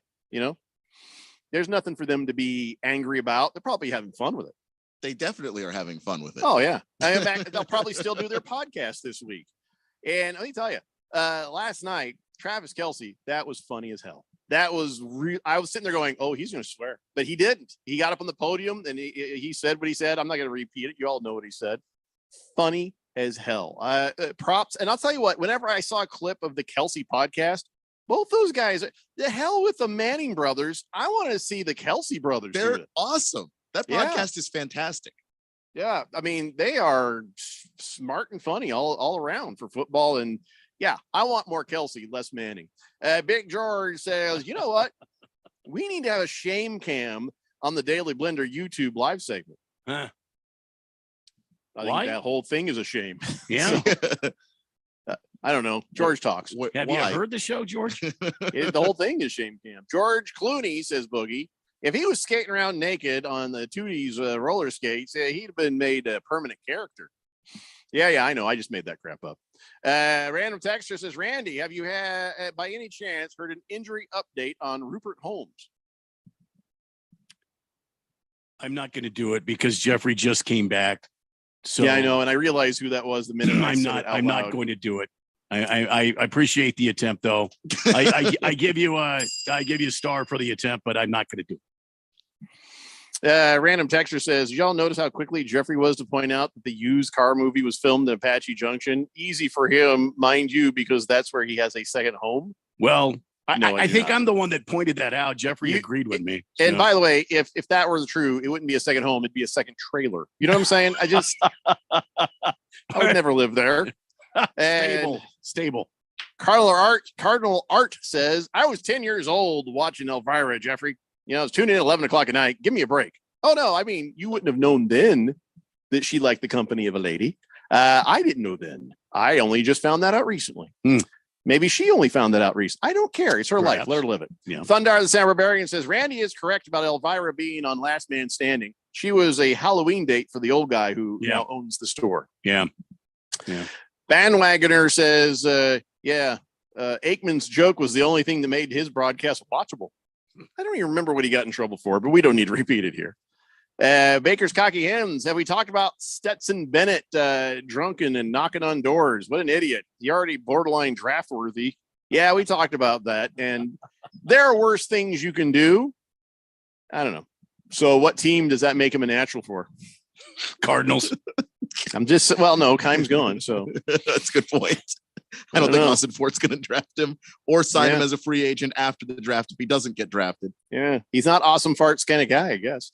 Tiger Paws says, why is nobody making a big deal about it when Harbaugh's played against each other in the Super Bowl? Well, they made a big deal about it when they were coaching against each other. Gigantic deal. Yeah. She says, I would have thought two coaches going against each other would have been more significant than two players who are not going to be button heads. No, I agree with you, but no, I heard quite a bit about it during that Super Bowl. Bruno Baller says, what do you think of Joey Bosa dressing up in 49ers attire during the game?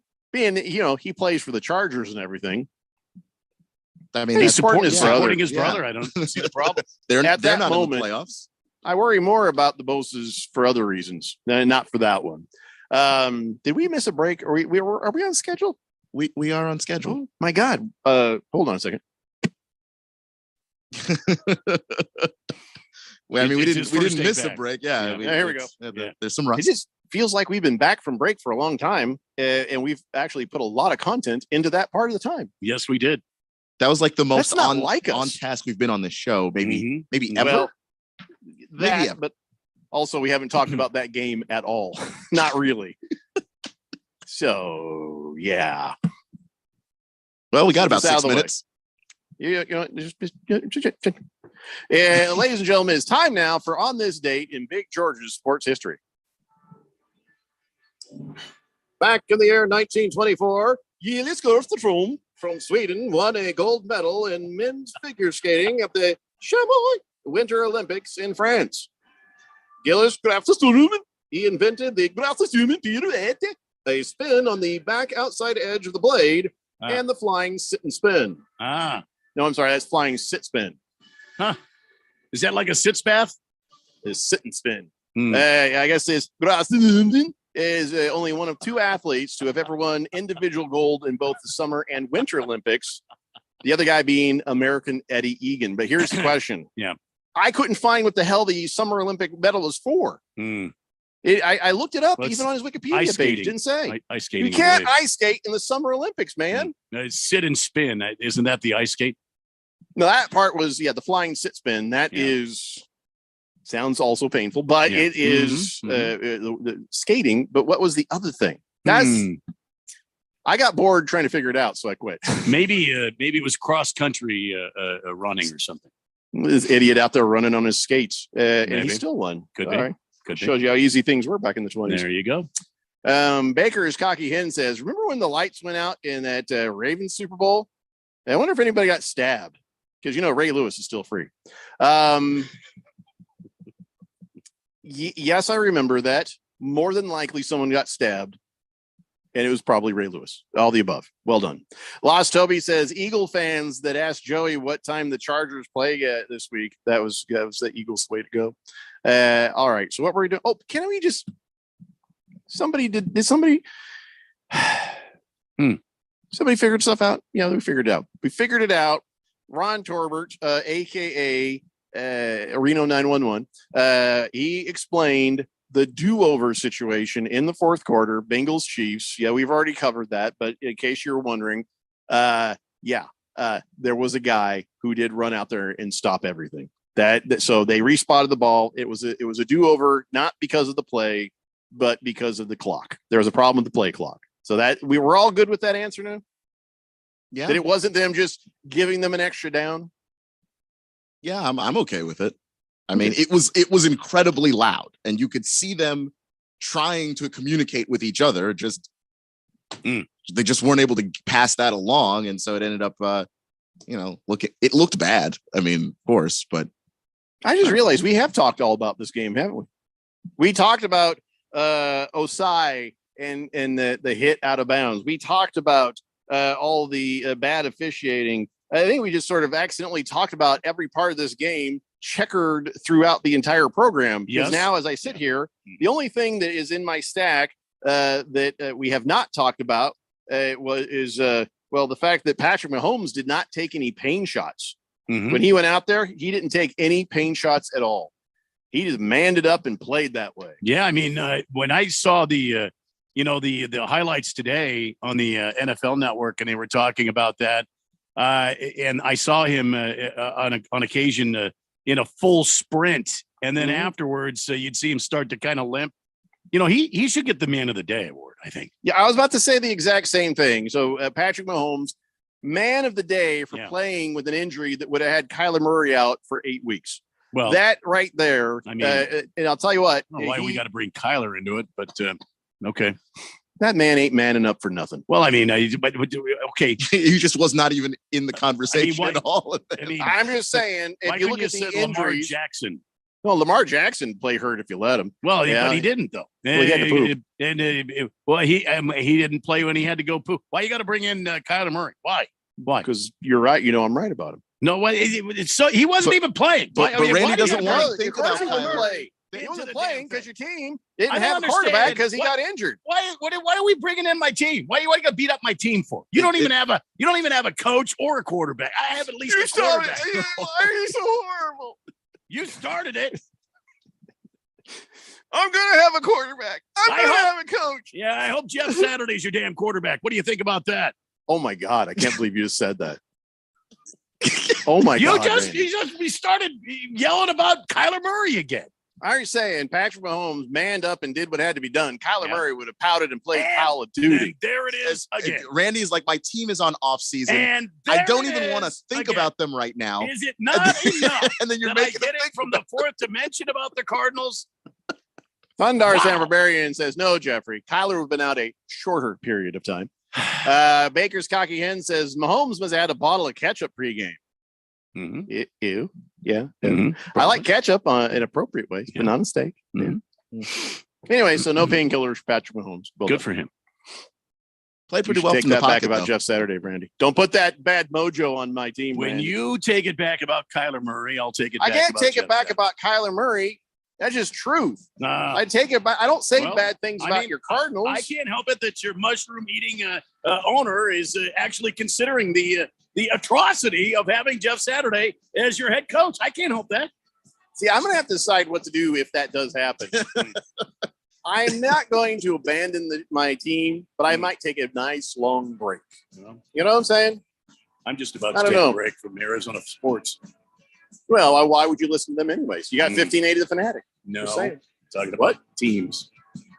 Random Texter says, Jeffrey, Kyler Murray would have played in that situation because he has to take twice as many steps as Mahomes. Man. Oh, he couldn't See? have played. He See what couldn't I have mean? played. Too many steps. Why? Good point. Nah, that's a good point. Why are we here again? Why? All right, guys, that's it for us. We'll be back in your radios again tomorrow at 3 p.m. It's the Daily Blender here on 1580, The Fanatic. Why you got to do this? I'm not taking it back. The best part about taking ZQuil Pure Z's Sleep Plus Next Day Energy